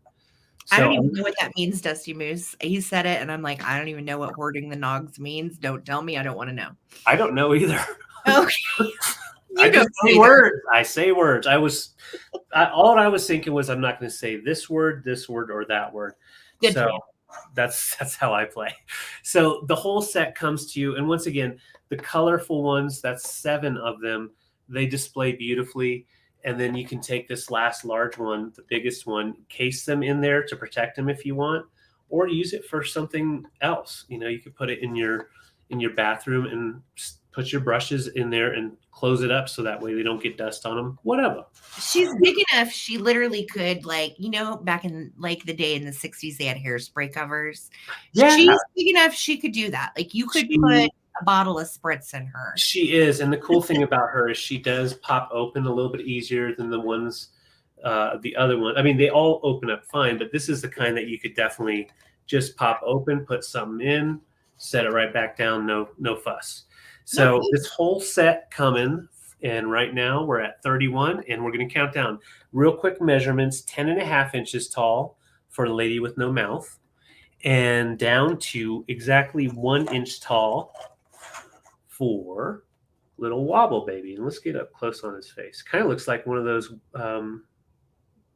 Fisher Price toys, those little Weeble Wobbles. It does. All right, here we go. And nog hoarder. I know we don't even know what this means, but it's all about the nogs. Love it. Hey, you got eggnog. Eggnog. Come on, guys. Eggnog. Okay, here we go. So all of these coming together, they nest great, and I will nest them together. 15, 14, 13, 12, 11. She's just judging them from the behind.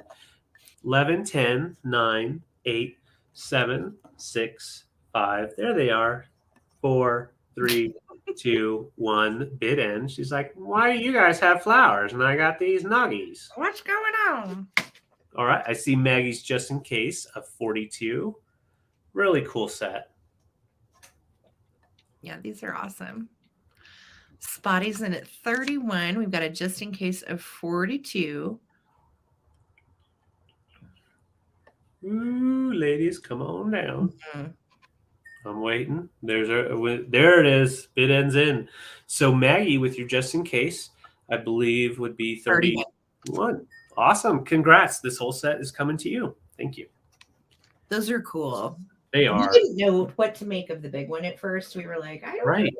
Does she match? What's the deal? Yeah, what's happening? Okay, so on our estate sale adventures, what was that, Friday? We tied into a bunch of English teacups. So what did I do?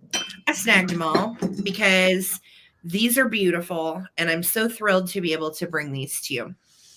So I'm going to start for choice. I have 4 for choice, and they're teacups and saucers. I'm going to start them at 18.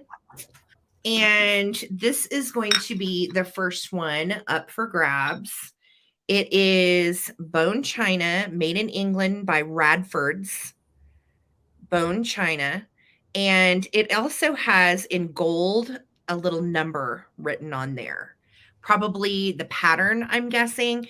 But look how pretty this is with St. Patrick's Day coming up. I just thought it was adorable. Yeah. And in excellent shape. No chips or cracks on any of these. They're absolutely stunning. And just a really simple gold line. But look at the handle on this. I really thought that handle was beautiful and unique. It's round. And it does have the 22 karat gold accents around. And it's just beautiful. So this is Radford's Bone China, made in England. That is going to be choice number 1. Okay. And I'm starting these at 18. Choice number 2 is probably out of all 4, this one would be my favorite. And the reason why is you have Pussy Willow all over it, in it. And not only Pussy Willow, but orchids. I love the orchids. Look at the orchids on this. It is absolutely gorgeous. Now, this one, which also shows you the Pussy Willow and orchids on this one is made by Woodlands. And again, genuine bone china, made in England. And I really, bougie, right? I found the design on this just absolutely gorgeous. I used to grow orchids when we lived in Missouri. I can't keep them alive here because it's really dry. But I just love this. This one is beautiful. And so then it's got the Pussy Willow and the orchid on this side, and then little Pussy Willow on this side, and then the design is on both. So again, made by Woodlands, bone china, made in England. This is choice 2. Choice number 3 is this gorgeous Melba, and it is a purple. And with the lilac purple, you can see it says Melba Bone China, made in England. Got a number on that one too. And I felt like the design on the inside was just as pretty as the purple that was on the outside. It's got some little English tea roses and some scrolling and some ribbon. Very, very pretty. And then look at the 22 karat gold accents throughout and on the little saucer. Beautiful. Good night, Alicia. Good night. Good night. Yeah, just beautiful and a really pretty one for display. Love the purple. So that's choice number 3. Choice number 4 is going to be the Royal Albert pink. And this is classic pink roses with the gold handle. Now there's a little wear on the handle of this one. You can tell it's been used a smidge. And then we have Royal Albert bone china on the bottom, made in England. And absolutely gorgeous. So you've got a yellow and like a dark pink rose and your matching saucer. So these are your choices. Okay. This is number 4. And we'll go back again. This was number 1. All right. Made by Radford's Bone China, made in England. So choice number 1. Choice number 2 was this gorgeous Woodlands Pussy Willow and Orchid design. Choice number 3 was the lovely Violet Melba Bone China made in England. So stunning. And then last but not least was the Royal Albert pink roses. So I'm going to start a countdown. Yes. Great to sip your yum yums.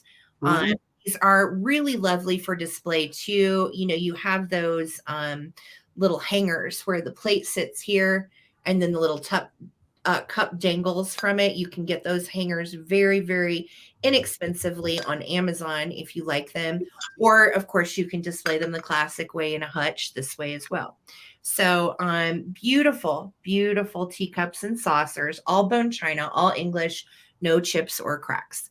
Okay, so I'm going to start a countdown, friends. Here we go. 15, 14, 13, 12, 11, 10, 9, 8, 7, 6, 5, 4, 3, 2, and 1. Looking for a bid end on these little beauties. Great choices. I think the colors are pretty for spring. If you have an Easter display too, work these into your Easter display. They're just beautiful.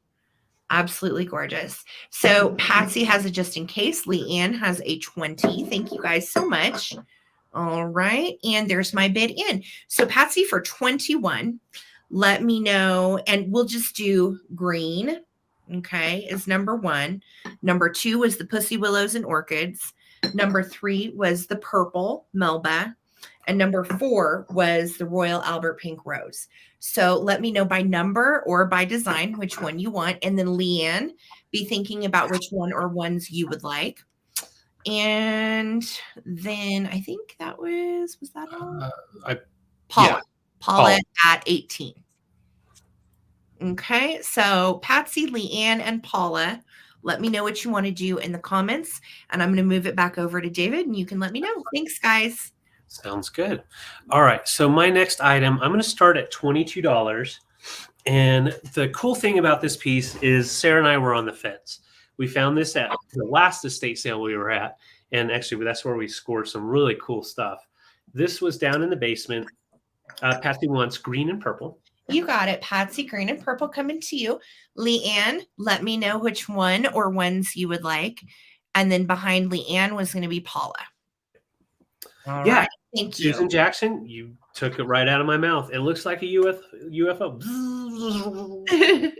It also has been called like a circus tent. But this, when we first grabbed it and took it up to the top, we were like, is this a pairing? Is this, did someone pair this together like a marriage?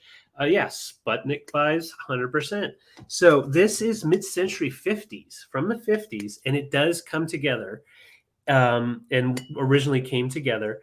It's glass and bronze, and it's apothecary by Saxton Jewelers. So you all know the name Saxton Jewelers. They had made these apothecary jars in their shop. And the cool thing about it is this isn't brass. This is made out of bronze, and it's not just regular bronze. It's the solid jeweler's bronze, which is made specifically for jewelry. And you can see on the inside that bronze is really popping. It's definitely been taken care of, closed the whole time. The outside, you can see some wear. I have polished it a little bit, not completely. Patsy wanted you to hold up Sahara. No, hold up, Sahara. Oh, hold up, Patsy, Sarah. you got the green and the purple. And Paula got the Pussy Willow and Orchid, and the pink is still up for grabs. So I've got it. Thank you, Okay. guys. Perfect. Yep. Perfect. So yeah, Saxton Jewelers from the 50s, very mid-century. And as you can see, they went with like kind of an atomic, very space age type of style. And I don't know what they made them for, but I'm guessing to just throw your jewelry in. So let's say you had a couple of little fellers that you wanted to. Oh, and by the way, these little fellas Sarah's going to be bringing very soon. Not today, but very soon. Cute little Yes. guys. So you just put your jewelry in there, whatever you were taking off for the day, and you just cover it up with your glass lid. And this is how it came. This is just a beautiful piece, paired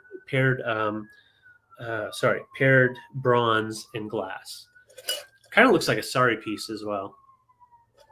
Victoria, I see you at 22. And once again, this was made by Saxton Jewelers and was sold in their shops. Sorry, it looks like cops are coming to get me. I'm starting the prices too low. I know, that's so loud. I'm sorry, guys. All right, so let's see here. I got it. I promise you I got it. Thank you, though. I don't want to interrupt David again. All right, so Victoria, I see you at 22. We're going to go ahead and count down here. It's a beautiful piece. It is on the rarer side because these pieces were definitely not purchased quite that often. When you were going to the jewelry store, you didn't really want to spend more money on a little dish. So, but it's just a unique piece, and I'm going to count down. It's different. It is different. Like I said, both of us, we were just like, it's so unique and weird, but I don't know. Was it a pairing? And come to find out, it was made this way in the 50s. Really cool. And I've never seen anything quite like that before. Yes. It measures 5-inch diameter. And then it's very like spaceshipy. Yeah. Yeah. 4.5 inches tall. Yeah. All right, here we go. 15, 14, 13, 12, 11, 10, 9, 8, 7, 6, 5, 4, 3, 2, 1, bid end. Yeah, alien ships. Oh, we could have Space Cowboy. They say 22 here for full disclosure. Who knows? We'll see. Yeah. Fun. Is it Dorothy Thorpish for sure. All right, Don, I see your 23 aerial view. And waiting for our bid in. Thank you so much. It's me. Yeah. Okay. Let's see. Don, 23, and this is your piece. Thank you so much. Hilarious, Amy. Thank you guys. Balloon ships, yes. Balloon ships, right. Balloon boy, balloon ships. Weird balloons were shooting down. Who knows? Who knows? All right. So some people call me Maurice. Yeah, Space Cowboy and all. I don't know. All right. So I have a choice on some antique books that are very, very sweet. They're all by Arthur Scott Bailey. And I'm going to show them to you one at a time. They're all from the early 1900s, like 1915 to 1918. And these are absolutely wonderful. So the first one is The Tale of Old Dog Spot. And I'm trying to find a price to give you, David. Where are these starting? David, I am starting these, at $15 each. Okay.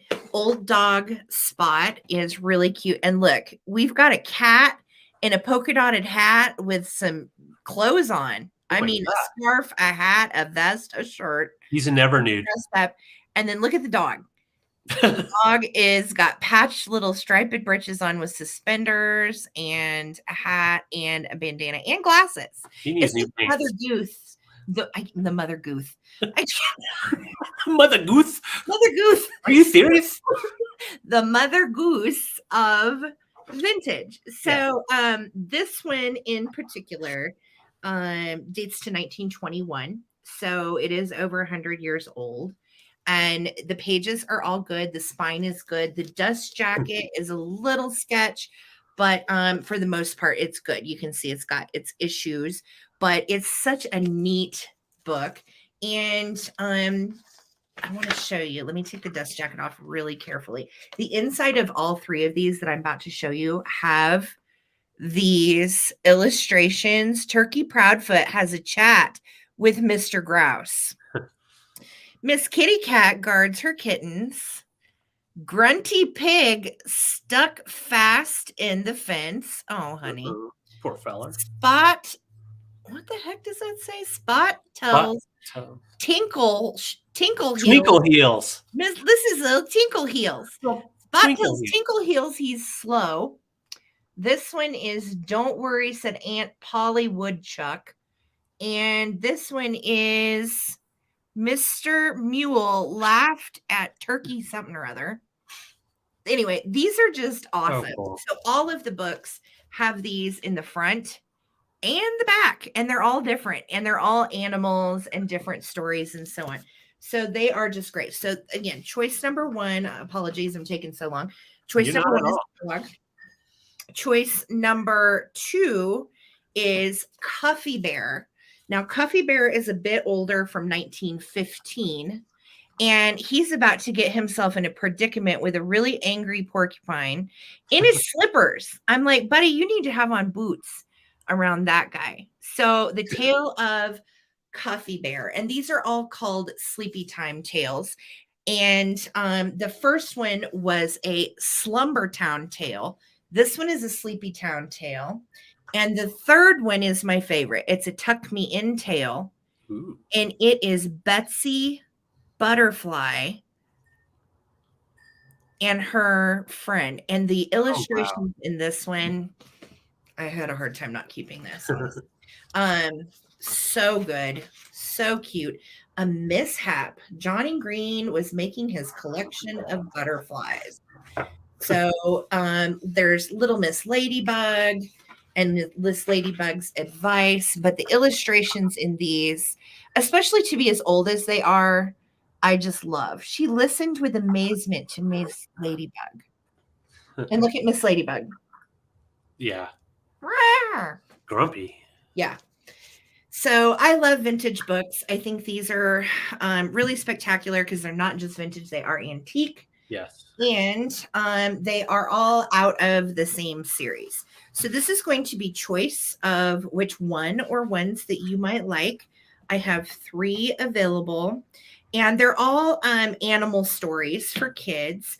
And the ones that I don't have are Frisky Squirrel, Tommy Fox, Fatty Coon, Billy Woodchuck, Jimmy Rabbit, Peter Mink, Sandy Chipmunk, Brownie Beaver, Patty Muskrat, Ferdinand Frog, Dickie Deer Mouse, Timothy Turtle, Benny Badger, Major Monkey, Grumpy Weasel, Grandpa Mole, Master Meadow Mouse, and Nimble Deer. So there's like a whole bunch of these to collect if you get on the bandwagon. They're just wonderful. So starting a countdown. Thank you guys so much for your bids, and winner can choose one or all. All right, here we go. 15, 14, 13, 12, 11, 10, 9, 8, 7, 6, 5, 4, 3, 2, 1. And I'm looking for a bid end. Thank you so much, guys, for your bids. I see Sam is in at 20. Chris is in at 18. Chris has a just in case of 35. Muskrat Love, Captain and Tennille. That's a good song, Loretta. Patsy and Glowy, I see your bids. Thank you, ladies, so much. Yeah, these are amazing. I know Amy's all over it tonight. Yeah, nothing worse than Grumpy Weasel. No. All right, there's our bid end. So Glowy Girl for 36. Carol for 36. Let me know which one or ones you want. And then Chris is going to have second choice. And Patsy, stay tuned because you have third choice. So you can just say dog, bear, or butterfly, or all, whatever you want to do. All righty? Excellent. And I will wait to hear from you, ladies. Thanks so much. We'll move it on over to David, and I'll wait to hear from you guys. Okay. Okay, Glowy's taking Doggy. You got it, Glowy. Doggy's going to you. And then Chris.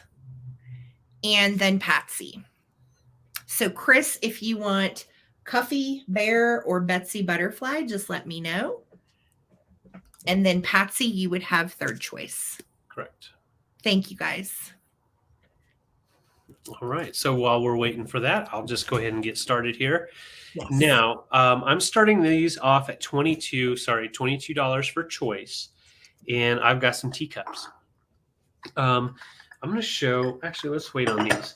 So I have 4 different teacups, but they're all the same style and done in the same time period, but 2 of each are different makers. Yada, yada, yada. It'll make sense once I show you. So these are going to be for choice. They are a teacup and saucer sets. I have 2 that are Shugai China, made in occupied Japan. Occupied Japan, that means it would have been from 45 to 52, somewhere in there. Now this design, you can see it's black, beautiful black, no scratches or any issues, and they do all have a gold accents as well as rims and handles. The handles are very ornate. Once again, these are from in between 45 and 52, made in occupied Japan by Shugai China. And so we're going to have, this is your first choice. And from what I couldn't tell for sure on these flowers, but it's just a nice yellow and pink floral on these. And you can see the cup and the saucer match. And on the bottoms, they have their markings. Now the red marking, I think that was the owner putting their stamp on it, just saying, hey, this is mine. So they do have matching saucers. So there's that one. And then there is the yellow cabbage rose. So yellow cabbage rose. And this one is also made by Shugai China. And all occupied Japan. So these are the 2 that are made by Shugai. Amazing, David. Thank you. And I remember, we were at this estate sale. It was the same one that I found my teacups, and he was in the kitchen and found these teacups. Yes. And I was like hauling teacups out of this hutch. So yes, he was grabbing them from the hut. These were on the kitchen table, all scattered with other cups. So I did pair them together. It took a little bit of time, but it was fun. The other 2 are identical as far as the style. However, these are made by Lefton. These are made by Lefton, old school Lefton, and that's marked Lefton GZL. And they are also made occupied Japan and distributed to USA. So they're all hand painted. And these that I have by Lefton match the others 100%. They just are made by a different company. So you have the white cabbage rose on the black, which is elegant with all the gold touch.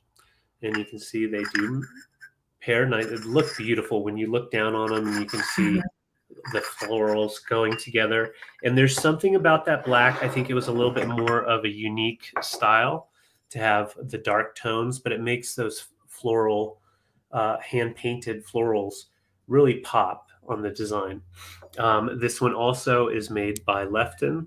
And the Lefton on the occupied Japan pieces, they had them marked with the GZL on these, and then that horse was the stamp for it.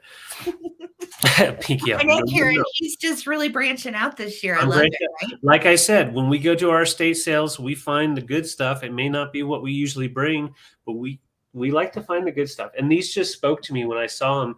It drew me in, and as I paired them, I was super excited. But it wasn't until I got home to find out how rare these are. They generally go on the Lefton as well as the Shugai. They generally go for about 30 to 40 each for a teacup saucer set. So these are extremely valuable, and they're just going to get more valuable because they were made during a time that was very short span, occupied Japan. So I'm going to go ahead and start a countdown. This is going to be for choice, and I'm going to just show you the cups once again. Yeah, the wind just picked up again. I hear it. So It got cold up here when the window was open. oh, I'm sure. Blowing from the north.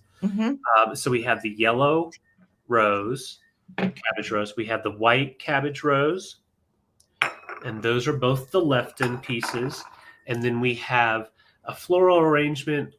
I don't know the flowers, but you can see really cool color tones. I love the leaf on this one popping through. And then you have the yellow cabbage rose, but also with some pinks in there. So those are the choices. Because they're two different makers, instead of keeping them together, I thought, why not just part them out to whoever needs them? I think they're just a beautiful set to put out, especially during the spring. So I'm going to set them on a board and be very gentle because they are fragile. All right. So Patsy, I see you in at 24. Are you going to really balance all 4 of those? Well, no, it's not going to be a balance act. It's seriously, this is not an issue because they're so short. Oh, yeah? Yeah. Okay. So, yeah. Okay. So those are right there. And then we got these right here. And we're going to go ahead and count down right now. Patsy's in at 24. And I'm just trying to set these up here so maybe we can see that design a little bit better. Put that in. And yeah, these are extremely harder to find pieces. And I'm going to just shoot her down. Oh, Dave, what's going on over there, Dave? Dave's down. All right, so there we go. And 15, this is going to be for choice. 15, 14, 13, 12, 11, 10, 9, 8, 7, 6, 5, 4, 3, 2, 1. Bid end. Just a beautiful, beautiful color tone with the paint and the florals. That is awesome.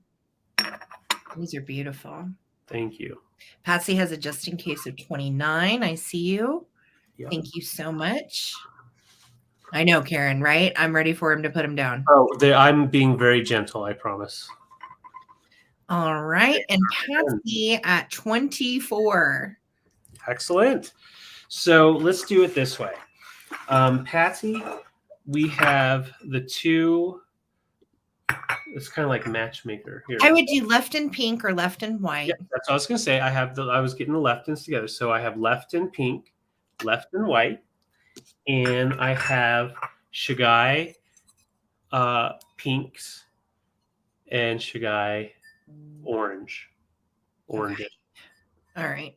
And we'll just wait and see. The anxiety board, yeah. And I'm just going to show you the handles. So they all have just a slightly different handles. So cute. Look at that little petite handle. Itty bitty. Yeah, I love that. Yeah, he's got a little knob. And all that beautiful gold is still intact on the rims and all the way around. So Patsy, let me know which ones you would like. We'll and do Paula, David has backup. Okay, so Patsy has first choice, then Paula. So Patsy will just wait to hear in the comments which one or ones you want to do. And then Paula, you can let David know as well once we hear from Patsy. And I don't think there was anybody else. I think that was it. Paula and Patsy. All right. So we'll just wait and see. Okay, so the two Lefton pieces would be the pink, white. Okay, Lefton, pink and white. Got you, Patsy. So I'll set those over to the side. And then the other two that are left were the Shagai China. For Paula. And you've got this beautiful floral for Paula. Let me know if you would like one of these or both of these. And then the other one is this beautiful one with the florals kind of just popping through. So I'll just show you the bottoms. Okay, Paula wants both. Okay. All right. Thank you guys so Paula, much. Thank you so much. All right. I was sitting here trying to decide which direction to go into. And I have a couple of antique pieces that I want to show you that I was really excited to find at the antique store last week. I got these in Pueblo, where I filmed my last video. And these are really cool. They're Royal Rudelstad Prussia. And David, I'm going to start these at choice for 18. I have 2 and they match. So this one is this beautiful bluebird type swallow design. It almost is reminiscent slightly of a parakeet, perhaps too. And you can see this is actually a leaf that has veins in it. If you look close into the porcelain, these were made between 1905 and 1931. Now, the bee on the back underneath the Prussia and in between the Royal Rudelstad stands for Beyer and Bach. And they were actually the manufacturer of these. And just absolutely stunning antique pieces. I was so excited to find these. And it was the birds that drew me in. Now, the second one that is up for choice is kind of like a little relish tray of sorts. It does have a flea bite right there. Okay. So I do want you to know it does have a little flea bite on it, but these are antique, absolutely stunning pieces. And look at all the little birds all the way around it. This measures 7 inches long. So again, it would be great serving, but I wouldn't actually use these because they are antique. Yeah. And they are just absolutely gorgeous. And you can see that it says hand painted Prussia B, Royal Rudelstadt. And then it also has, I'm going to see if I can catch it in the light. I think it's on this one. Yeah. It has the B stamped into the porcelain right there. Okay. Okay. So, and then there's also a little stamp there. It looks like the number 4, I think, just the number 4. So beautiful, beautiful little pieces. I love, again, the whimsy of the birds. I think these would look stunning with any of your antique teacups. Oh, yeah. And great pieces to be around as long as they have and have endured. You also see that they do have slight little handles, which I think is just great, with the blue stripe all the way around. Yeah. So lovely design in good shape, minus just that little flea bite on this piece. And this is going to be for choice at 18. This is a good price on these. If you know anything about your antique porcelain, you know that Beyer and Bach did a lot of lovely designs for Royal Rudelstad, Prussia. Yeah. So I don't see any interest. All right. Oh my gosh, they're looking at the lights blowing behind you, cracking me up. Oh, All no. right. So I don't see any interest, and we're down to 160 viewers. So thank you guys for sticking with us. I know there's other places to be tonight, but we certainly appreciate you hanging out with us. Good for you. And if you would please subscribe to David and subscribe to my channel while you're here, if you have not already, I would super duper appreciate it, and give this video a thumbs up. Yes. All right. I'm going to put these down and we will go. Thank you, Dusty Moose. Flying birds pattern. Yeah. Beautiful with glass bluebirds. I agree.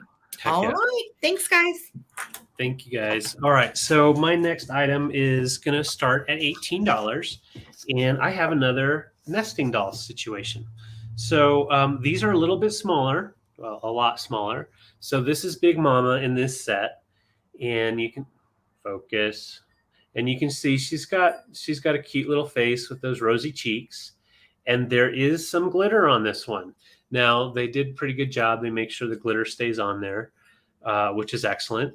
And no markings on these, but they are from the same place that we got the large one, same estate sale. It's a set of 5. So we have this one here, and that's the biggest one at 3¼ inches tall. Second down will be this little lady. She's got the good hair and those little rosy cheeks, and you can tell she's a little squattier. She fits right inside her big sister. And then next down, we have this little feller, and she's just so happy. A lot of black going on her outfit. Focus. She's trying. There we go. Oh my gosh, where's all of our people tonight? Hello. And there is a beautiful, beautiful black on there. Next down is this little feller.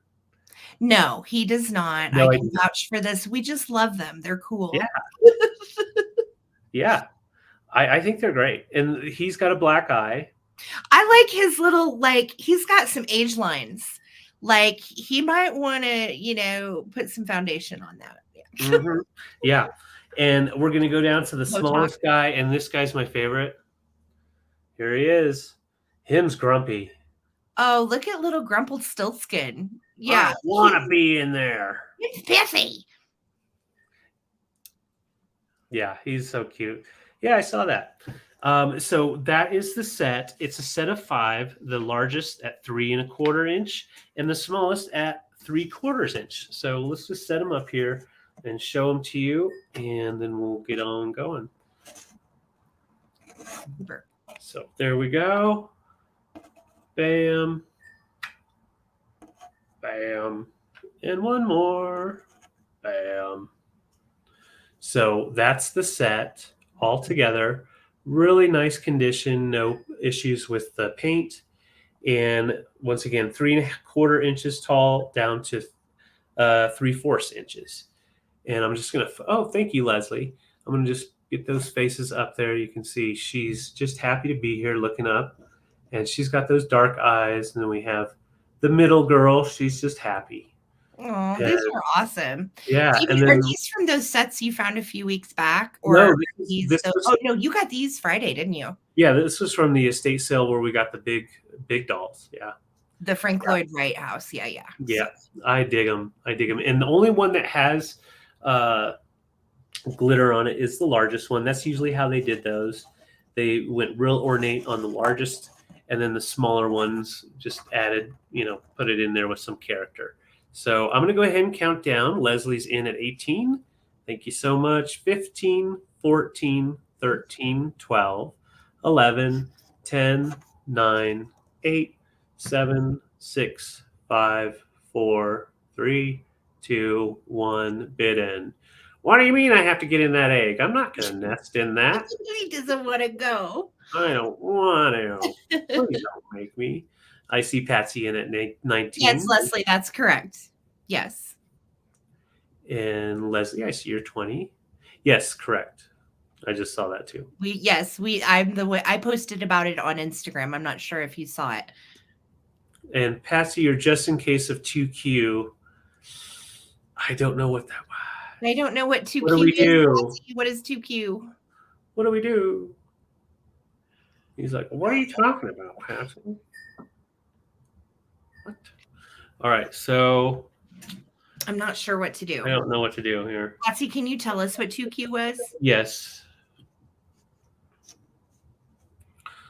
The little Yeah, totally. He's like, I'm going to grow up and no, we're not going to lose them all. I'm setting them down. I don't want them. Okay. So just, Patsy let us know, because technically you're the winner. She said it was 21. So, okay. Okay. So Patsy, we'll just do it for 20 because obviously it was a just in case. Leslie, I hope you understand. Thank you guys both so much. Please don't be mad at us. We're just trying to be fair.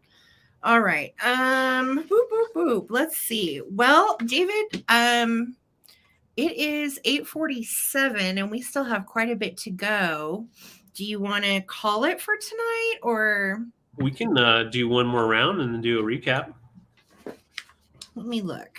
I'm down with that. I have 1, 2, 3, 4, 5 items left. Okay. So I don't know. What do you think? I think we can let's do 1 or 2 more. Yeah. Okay. All right. So let's see here. I'm going to go ahead and do my smile sign. And I love this. This was actually hanging at the estate sale. I took it off the wall where it had been for a super long time and dusted it off because it was dusty. Yeah. I'm just going to start this guy at 16.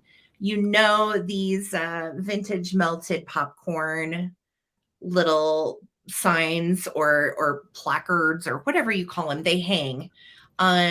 They're decor and they are so cute and very collectible. I love the Christmas ones. They make Easter ones, there's Valentine's Day ones, and this one is just smile, which I think is great because you can leave it up year round. It's 21 by 12, just so you know. So it's 21 this way, 12 this way, and these psychedelic colors are so cute. And it would be great in an Easter display, or if you are Thanks, Jen. a dentist and you want to put it in your dentist's office. This is very happy and Smiley. sweet. So yes, it is very, very cute. And I love the orange and the green and the yellow and the purples and the pink. And I kind of like how they put the word together. So it's just groovy. It's a cute one. Thanks, Jen. Thank you. Yes. Thanks for letting us. It's flat, FYI, on the back, like most of these are. And I want to say there was a hole to hang something, but maybe not. No, I don't actually see like a dedicated hole. Yeah. We're back on holes, but I don't. Smile does not have a dedicated hanging hole, but it's really cute. You can always pop a little nail or something through that so that you can hang it. But I had it back here on my shelf just leaning up, and I thought it was cute like that too. Yeah. So yes. Did we David, did you get everything figured out with the last transaction? Okay, cool. Yep. Thanks, guys. All right. And smile, it makes your face look better. That's right. I love that. So I'm going to go ahead and start a countdown, you guys. And we are at 19 with Victoria. I just think this is so groovy. I know, Amy. Okay, here we go. Counting down. 15, 14, 13, 12, 11, 10, 9, 8, 7, 6, 5, 4, 3, 2, 1. Looking for a bid end and a big smile. I'll smile. Thanks, Lemmy. Well, hi, Lemmy. What have you been up to? I've been wrestling with the rabbits and I'm cleaning up the yard. A lot of weeds, Get over here. You get. Oh my, that's crazy. This damn purple bunny thinks he's taking over up here, and he's not. This is my territory. I'm belligerent Kippy, and that's my story. You tell him. He told it. It. Smalls, it's coming to you for 22. Congrats. Thank you, darling. Congrats. I know. Cash hole, dedicated hole, hoarded nogs. Yeah. We know what's going on. So, all right. Sarah, my next items are coming for choice at $16 a piece. So let's go ahead and show you. I have some beautiful glass. Now, on this one, I just want to show before we get into it. And this is going to be hard to show because of the silver. Now, that's a silver overlay, but you can see up at the rim here, it has been worn just a little bit, probably from cleaning over time. This other, he got his voice, Karen, right as soon as he got his cowboy hat back. So I think he couldn't be himself without his true look. So, yeah, just recently. So both pieces are beautiful glass. They're both made by Enesco, and that's in Japan in the 70s. They have a nice bottom, and usually when you find ones with like that kind of style on the bottom, you see little swirls kind of, and that would be Enesco. But they would look so beautiful with like your Dorothy Thorpe collection or just your glass collection. Also can be kind of kitschy with that swirl going up. Put it with some candy set up, with some suckers coming out of it. But I just love it. I love it too. It's actually really great. And I would not have thought these were Enesco, David. I did not know. Yeah, well, the only way I was able to find out was I did an image search, and luckily, not this one, but this one had enough of a different shape with that swirl that I was able to find one, and it had its original Enesco sticker right in here. So these originally came with an Enesco foil sticker on the outside. It was taken off of both, but they're in great condition, minus just a little bit of wear at the top of the slender one up at the top. Mm-hmm. But Enesco smoky glass with the silver overlay. Just love that design. This one has a nice bulbous bottom, and you can see they even have the nice little stripe all the way around at the base. Can you say bulbous bottom again for us? Bulbous bottom. Bulbous bottom. Yeah, it reminds me of the 80s too. And these were from the 70s, but definitely fit in there. Beautiful, beautiful vases. So that's going to be for choice, and I'll show you. They're actually the same size too, 8 inches tall. And this kind of does have like a, I don't know, time in a bottle type of vibe going on. But just imagine like during Christmas time or even the New Year's celebrations, put some of those aluminum tree things kind of sticking out of there. Mm-hmm. It'd be really pretty. but I'm not seeing any interest, so that's for choice, and I will put them to the side. Thank you, guys. Cool. All right. All right. Let's see here. Oh, I want to do this. This is really cool. Okay, I forgot I had this. Now, this is absolutely precious. And I was super. Oh, Susan isn't at 16, David. Oh, okay. Well, I'll just do a quick countdown then. Okay. Sorry, Um, guys. Sorry, guys. If you're interested, here we go. This is choice.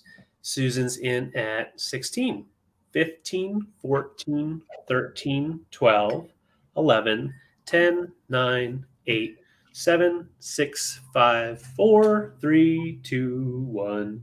Bid end. And no worries, Susan. I know there's always a crazy lag and it changes all the way through. It does. So, Susan, just let me know which one you would like. I think we're going to have that bid end in a second. You can do the bulbous bottom, or you can do that sleek style right there. It's kind of like a dumbbell too. Those are pretty. They really are.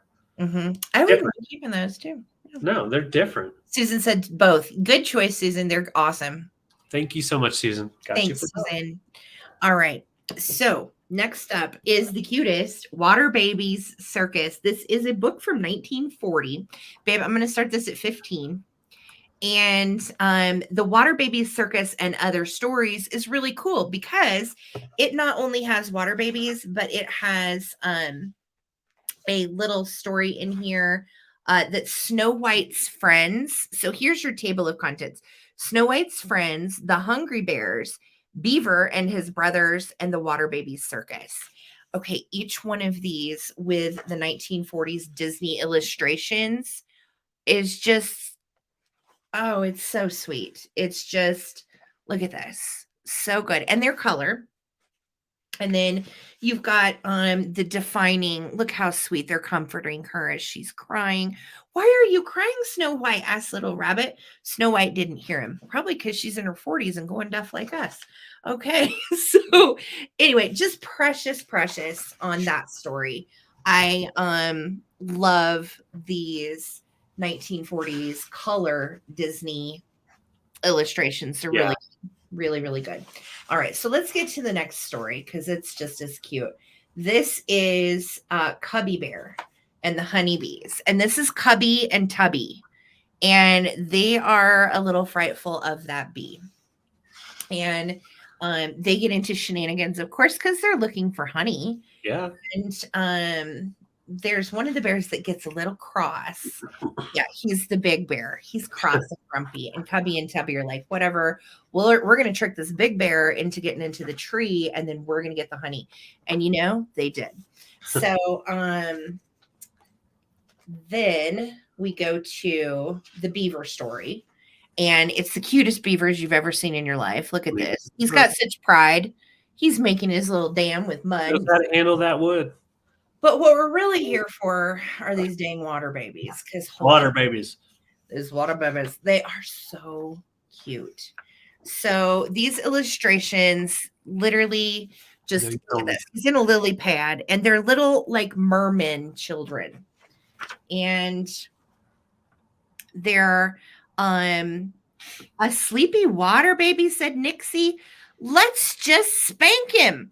Pixie swam to the pond. They want to spank him in his sleep. They're kind of ornery.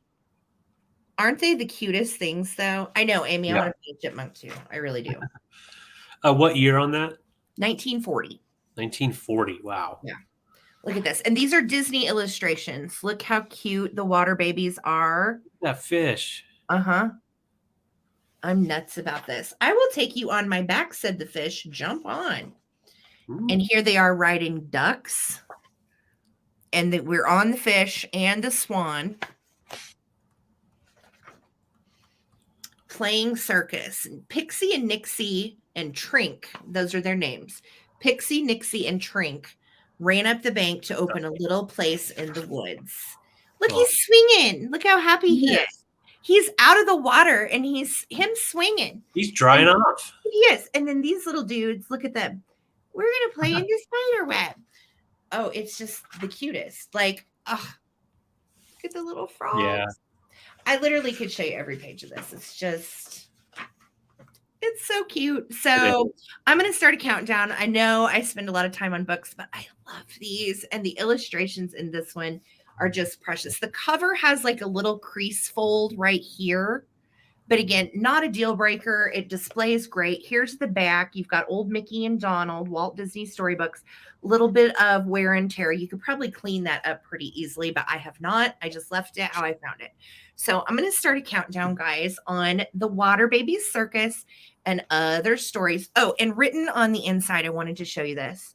It says Nancy Hawthorne, July 1949. And then somebody wrote in there, auction 1974.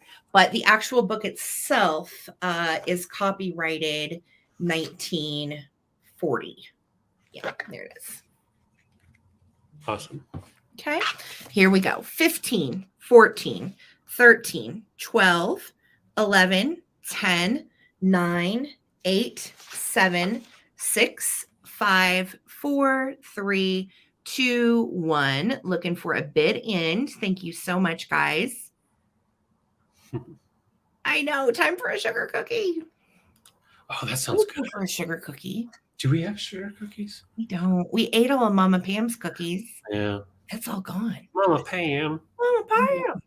All right. Glowy has a 38 just in case. Daniel has a 25 just in case. Thank you guys so much. And there's our bid in from Amy. So Glowy is going to take it for 26. Congratulations. It's so cute. Have fun with that. All right. My next item, I've got choice. And I'm starting these off at $14 for choice, Sarah. And I'm going to first start with this paperweight. He is 2.5 inches diameter. And we're going to start from the top. You can see that fish. Come on, camera. Fish floating right up at top. And it's like a reef. It's like a coral reef down here. And even from down below, you can kind of see the fish up there. Beautiful blues with the yellow kind of popping in. And the controlled bubbles go, a big one, go all the way around. So you can see those bubbles. Oh, that's cute. And it almost looks like there's like a hair stuck in there. Weird. Like that's in the glass. I see it, yeah. See that? Yeah, that's cool though. It Kind is of cool. strange. I like it. It reminds me of like sea anemones. Yeah. Yeah. And then I love the fish coming across the top. So that way when you're looking down at your table or whatever, you see that fish and it feels like you got a little buddy. He's in the reef. He's hiding out. Yeah, he's hiding out. He's looking Gavin's gonna eat a poxy. I don't know what that is, but it sounds fun. I'm down for weird food. So tell me what that is, Karen. Yes. And second up on the choice, just double checking here. Okay, it's not signed. So this is a cute little hummingbird with the beautiful green head. You can see almost like gold kind of popping through on the green head, but there's no gold in there. I don't know what they did, maybe some amber on the inside, but just a beautiful sculpt of a little hummingbird. And it measures right at 1.5 inches tall. Ooh, Polish 1.5 inches tall. I wish. That sounds amazing. Robinson at 16. Thank you so much. And yeah, nice base, very clean, beautiful glass. You can see the tool marks as well as the clarity in the glass. And the fact that his little snout is still there, pretty impressive. Yes, So it is. these are your choices. Oh, look, he's going to get in there and try to get that fish. Very fragile. So I'm going to count down. Patsy is in at 18, and Susan, I saw you're 17, and Robin Watson's 16. So we'll count down now. 15. Oh, what do you think, Bucky? Not Easter. Not well. This kind of looks like an egg. You said Easter. I didn't say get. Here we go.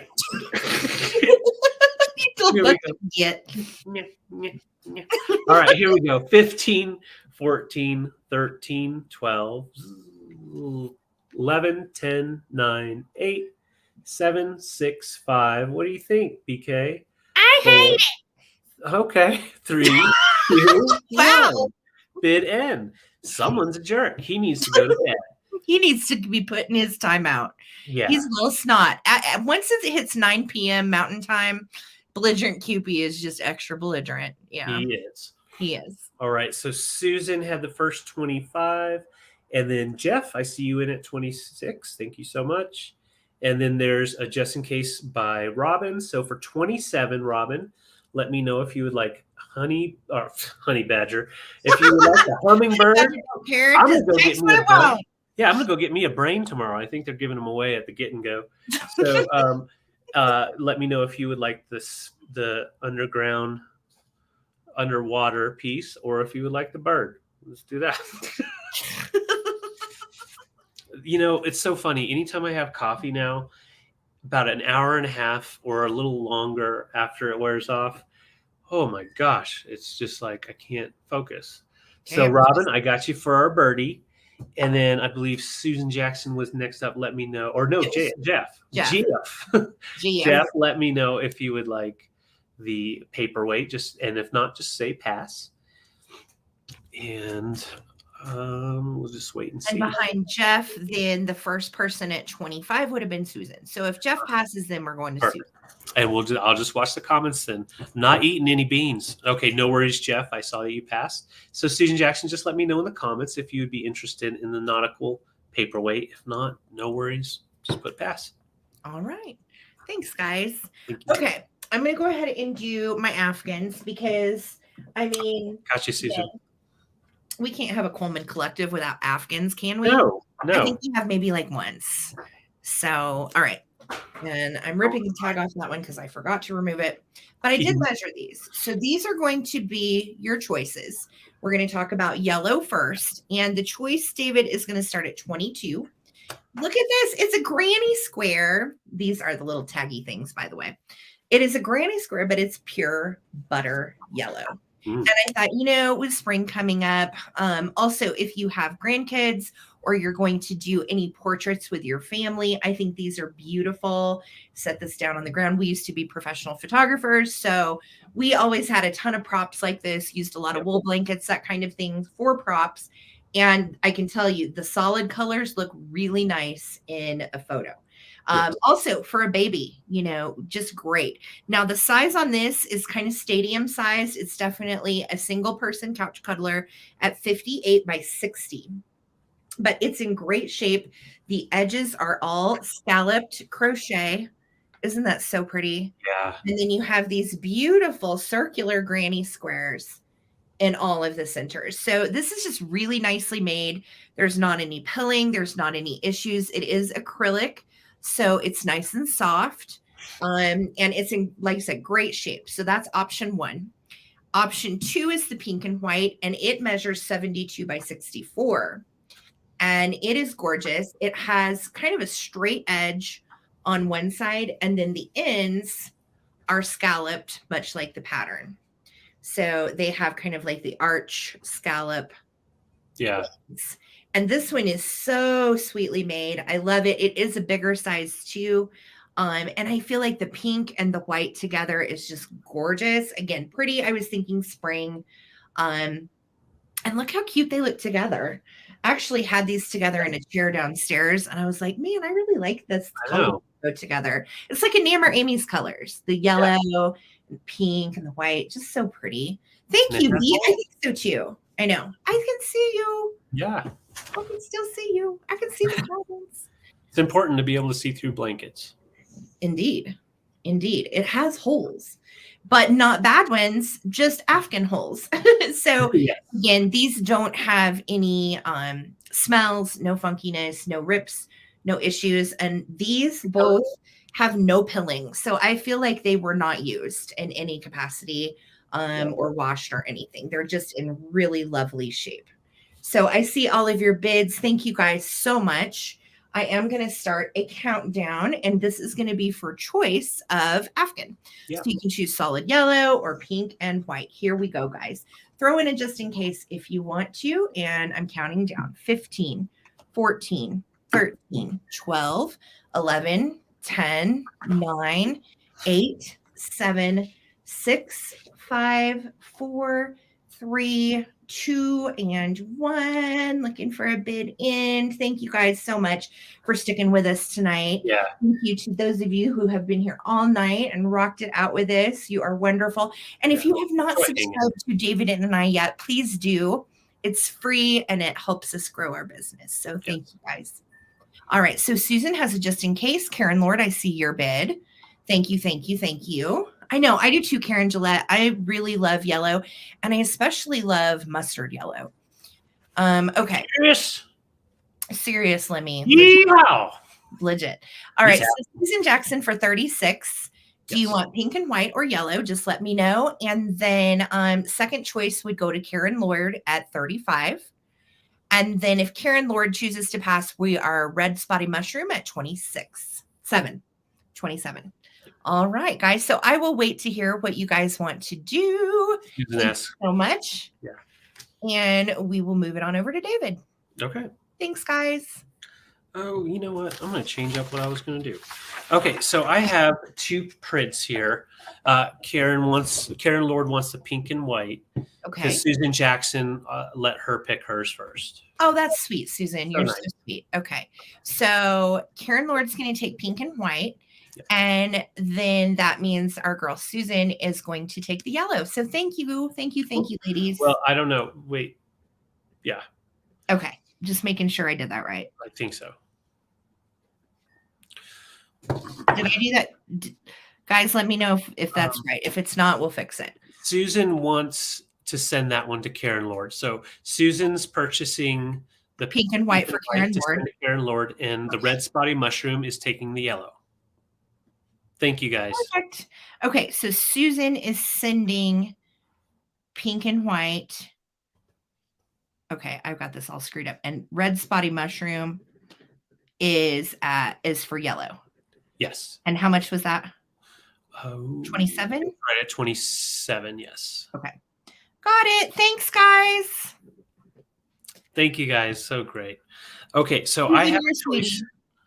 Huh? I was just saying, Susan, you're a sweetie. Thank you. She is. So I have these for choice, and I thought about keeping them together, but these are nice little accent framed art, and they actually have a story behind them. So I just want to show you, they're both winter scenes. This one right here is a winter scene from Austria, is what it's titled. And then the second one right here is called Lermoos with Sun Peak Mountain. So I'm guessing that is the name of this little place here.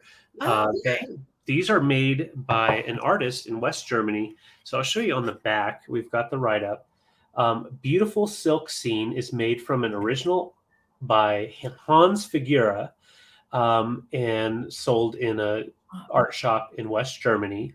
Wow. These are, let's see, done by Hans Figura. He was an artist in Austria from, was born in 1898 and died in 1978 in Austria. I do believe these are roughly anywhere from the 50s to the 70s, depending on when these were actually produced. His art pieces, these pieces in this size, generally go for about $40 to $50. Because Hans Figura was a very well-known artist, especially in the European countries, because of his style and the way he did his work. So he would use aqua tint etchings, and he would do them on paper, but also on satin. And these are actually satin scenes that are placed on there from his original artwork. Mm-hmm. They also both do have his original signature on there. Now, this one is really small down in the corner, almost can't see it. All right. And then the second one here, it is up closer to the image itself, so you can see the signature there. And I'm going to try to get in as close as I can to show you the texture. That's not a paper texture. That is actually silk. So this is like silk screen type of thing, but way back when. It's a unique type of art, and he did a lot of like an aqua tint, basically kind of like making old film look old. You know what I mean? Prints on fabric, yes. So when you look it up, if you do look it up later on, he did landscapes, European and American landscapes.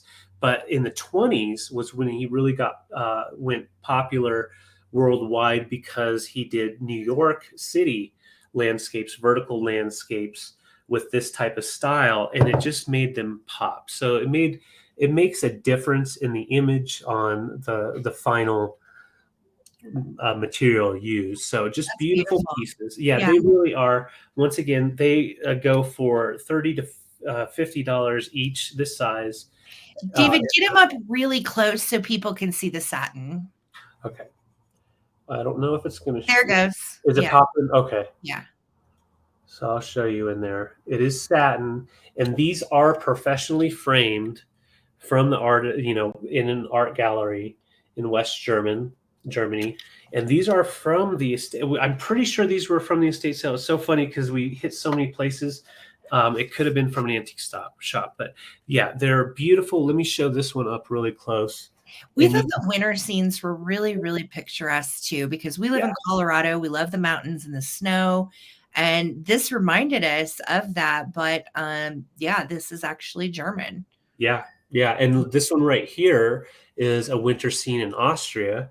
And then this one is a beautiful winter scene somewhere in Germany, but it doesn't say where in Germany. It just says Lermoos with Sun Peak Mountains. So we could look that up and figure it out. But I'm not seeing, Kathy Kynes, I see you in at 18. Once again, that's half the price one of these would be.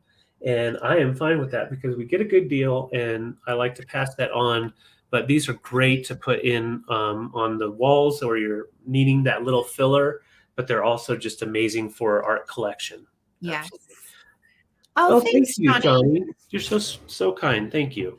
We love learning this stuff, and honestly, I learned about all of this today. I didn't know anything about Hans Figura, but love learning about this stuff. So, it is. It's soft. It's very soft to the touch. Very soft, and there's no glass in front of it, and you can touch it. It doesn't pick up any dirt or anything like that. As far as like when you're touching it, it doesn't really pick anything up. The measurements on these are 7.5 by 6.25. So they're made to be small, but the texture makes them, when you're in person with them, the texture gives it almost a lifelike feel for back in the day, and a different type of style than like what you would get with a lithography type of stuff. So, you guys are cracking me up. I know. So I'm going to go ahead and count down. Yeah, I shouldn't touch these. Honestly, I shouldn't. But they are clean, great condition, and professionally framed in a beautiful gold frame with that nice kind of like a linen in the middle. Okay, here we go. This is for choice. 15, 14, 13, 12, 11, 10, 9, 8, 7, 6, 5, 4, 3, 2, 1, bid end. Just beautiful pieces. And I could see these sitting on an easel, on a table or on a shelf with just a little wooden or brass easel, making it sit back. I think it would just be beautiful. They are. They're really beautiful. I agree, Mimi. I agree, Mimi. The fun of what we do is if I learn something, why not pass it on to you guys? Right. I mean, and if you learn something, pass it on to your audience. If you're a creator, you have a YouTube channel. I think it's a lot of fun just to learn, while we do this. Some stuff we already know, some stuff we don't. Yeah. And the thing is there's value in pieces that aren't exactly just monetary. So the monetary value is here, but the value of this type of printing in the long run, it's going to be remarkable because not a lot of people did this type of technique. So smalls is first choice. Yes, Sarah has a great taste in them. Thank you. Sarah picked these, so yeah, you are correct. And so smalls, let me know if you want the mountain scene. We'll call this smalls. Got you down for both. Thank you so much. Congrats. They're beautiful. Congrats. And honestly, I hate to say it, but like the camera doesn't really do them justice. So once you see the satiny, you'll be like, oh wow, they're really great. So yeah. Okay. I am going to do my Eggy Weggies because I think these are beautiful. They are vintage. I didn't break anything. Don't worry. And these are non-breakable. Thank goodness. And you're going to get all of them in a lot. There are 6 hand-painted eggs. I'm starting them at $20. and they're stunning. So the first one is red, and I'm going to just show you a view of all of them.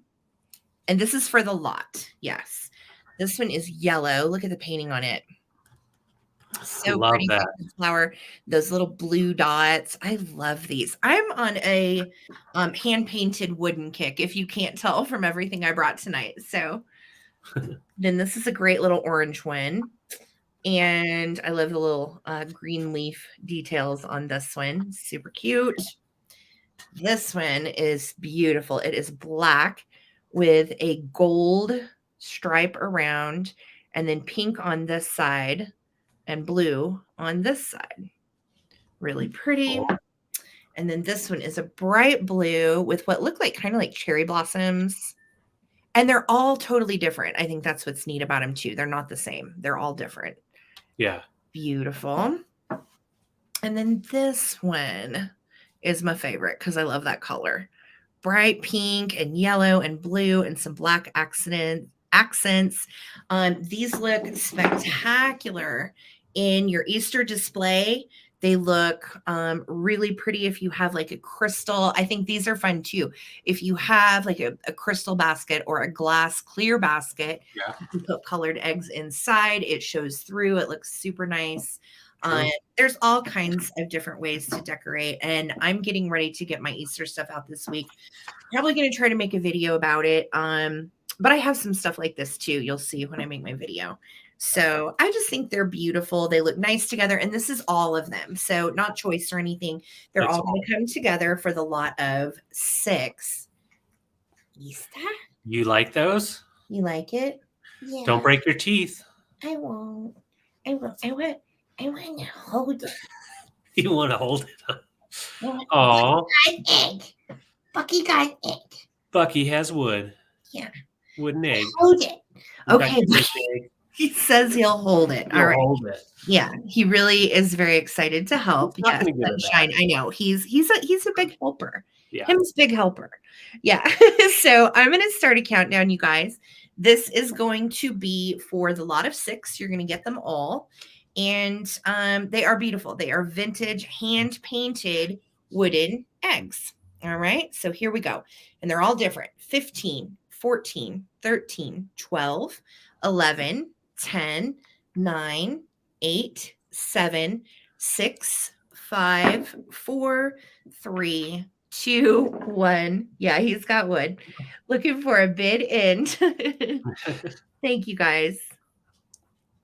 Thank you guys for sticking with us. Yes. Thank you. Thank you. All right. So Susan has a 25. Trina has a just in case of 32. Thank you so much, guys. That lag is real. Yes, it is. They are pretty. I know. I didn't say it, Susan. I never said that. No, you know what, guys? I also had casserole dishes. David and I both had 2 items that we broke that were coming tonight. So David had an Empoli bottle. I had some Fire King casserole dishes, and I broke one of them. And you didn't break it. It's literally just vibration of the house. It slid off of the stack of books. Off of the book, and it just shattered in the middle of the floor. And then the dogs were like, hey. So, all right. Trina Hansen, thank you so much. These are coming to you for 26. Congrats. I appreciate it. All right, David, was that it? That was it for me. Okay, perfect. Well, then let's do a big old countdown or a recap. Let me write Trina down real quick. Okay. Then what we'll do is we are going to have a recap. So that means anything that didn't sell tonight during or didn't get claimed during the sale, we're bringing back, and we're going to show you real quick with the price. And if you're interested, claim it right away. And if there's more than one person interested, within a couple of seconds, we'll do a quick countdown. But if you're wanting to claim something, make sure you type in what you're claiming and the price. Okay. Hey, Bucky. Hi, David. How you doing? What should I bring? What should I show? Bring the stuff that didn't sell for Easter. Okay. You like music? No. Okay. So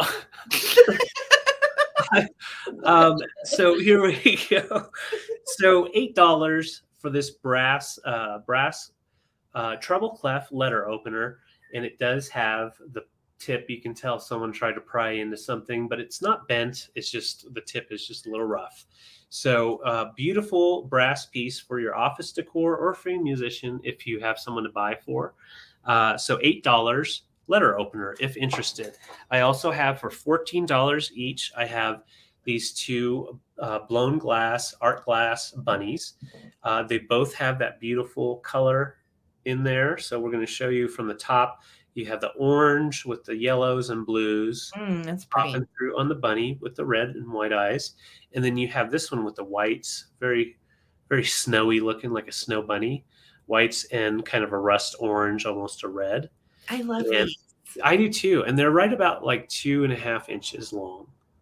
So great if you want to put them in an Easter display, or if you just have an art glass display. These are cute little fellers, and they just look like they're hanging out with their ears back. So $14 for bunny, and then we'll figure out which one you wanted as far as colors. And last but not least, I had these. Where is it? Sorry, I'm looking. There we go. Elephant claw bells. So these are made in India, and they are etched, and they are all different sizes. So the smallest to the biggest on the original rope. They're $35 for the set of 3. They generally go for about $20 to $40 each. But they're all coming together, got them together at an estate sale and want to keep them together. Just beautiful for decor, but also if you're into some of the brass pieces and some namaste and that kind of action, really cool. Great sounds and very collectible. Yes. No, I had 2 more things. I think it'll take the right person for those bells. We may throw them on eBay too. Or we might keep them and do something with them. We could. And also I have for $10 either the bicentennial year of Michigan, 76, or the bicentennial 76 of Montana.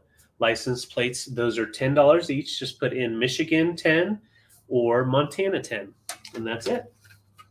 Awesome. All right, that's your recap? That's my recap. All right, excellent. Okay, I have a few things left. I have 2 of the Peter Max 1970 posters left, and I was starting these at 22. So this one is called Cosmic Window. If you would like to claim this, put in 22 Cosmic Window so I know which one you're claiming. Okay. And I will not be sad if these don't get snatched up, honestly. I won't, because I love these. And this one is called Glove of the Vibrating Relationship. And this is also, of course, Peter Max. And it is also 22 if you would like to claim this. Size, these are 11 1/4 by 16 inches. Okay. Excellent. And that are the Max prints that are left. If anybody wants them, 22 is what they start at. And then, I had the Abingdon Pottery Guidebook left. Let me find it. For 10, if anybody wanted to claim this. Abingdon Pottery Guidebook for 10. And then I had the Royal Albert English Teacup Pink Rose for 15. That's beautiful. It is bone china, England. Great shape, no chips or cracks. Gorgeous design inside and out. Little wear on the teacup handle. Okay. So 15, if anybody wants the beautiful little Royal Albert teacup, just say teacup 15. Perfect. And then I had the Royal Rudelstad antique pieces that did not get claimed. And these are spectacular. They are Prussia Royal Rudelstad made by Beyer & Bach. And these are $18 each. This one does have a tiny flea bite right there on the edge. These date between 1905 and 1931. And these are spectacular. So, okay, Susan, I see you for the Abingdon book. Gotcha.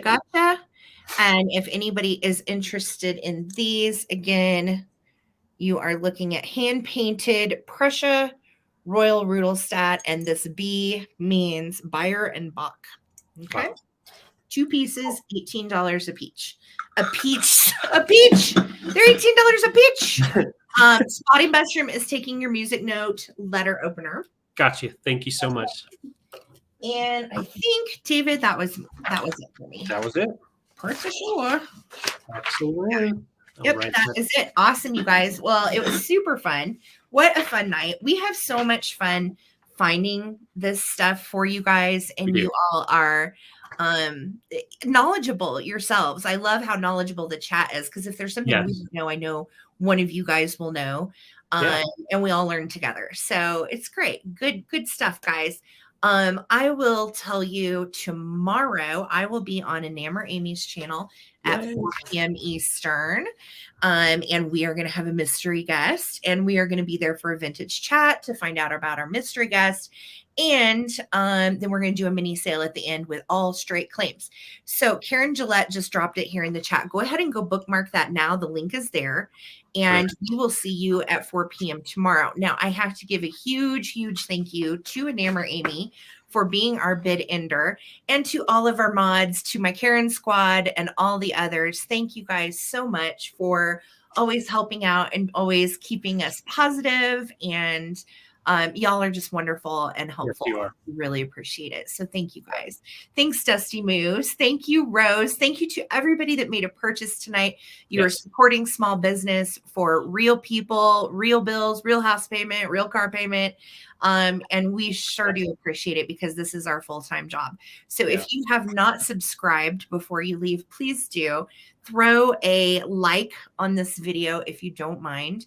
And if you're watching this on the replay and you saw something that did not get claimed in the chat on the recap, feel free to email us, because you can always claim it after the sale. All right. Otherwise, we'll probably either bring it back to another sale, or we may end up throwing some of the more expensive things on eBay. So let us know if there's something that you were interested that you did not get to claim. And I know, Trina, I know we're talking about starting sooner. Actually, we've talked about moving the sale up an hour. Right. Let's hate to change something we've established. And we also try not to step on other people's toes by changing our time to interfere with their sale. So, but we may have to just adjust things, who knows. Good, Smalls. I'm so glad. Well, I appreciate you being here for it. Thank you guys for watching. Thank you for watching my content. I will be dropping the video later this week of Frank Lloyd Wright's granddaughter was the designer of this last estate sale we went to, the home. So the home alone is enough to watch for.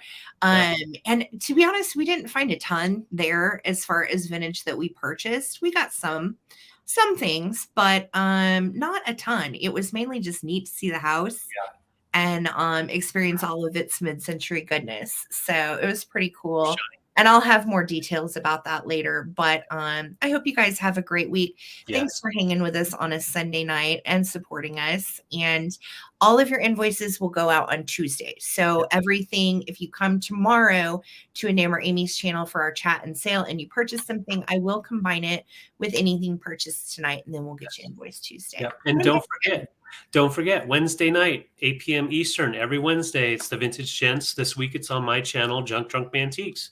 Myself and Mother Tucker's Antiques, Jason, and we're bringing some great stuff. We have auctions, and we also do quick claims. So check that out.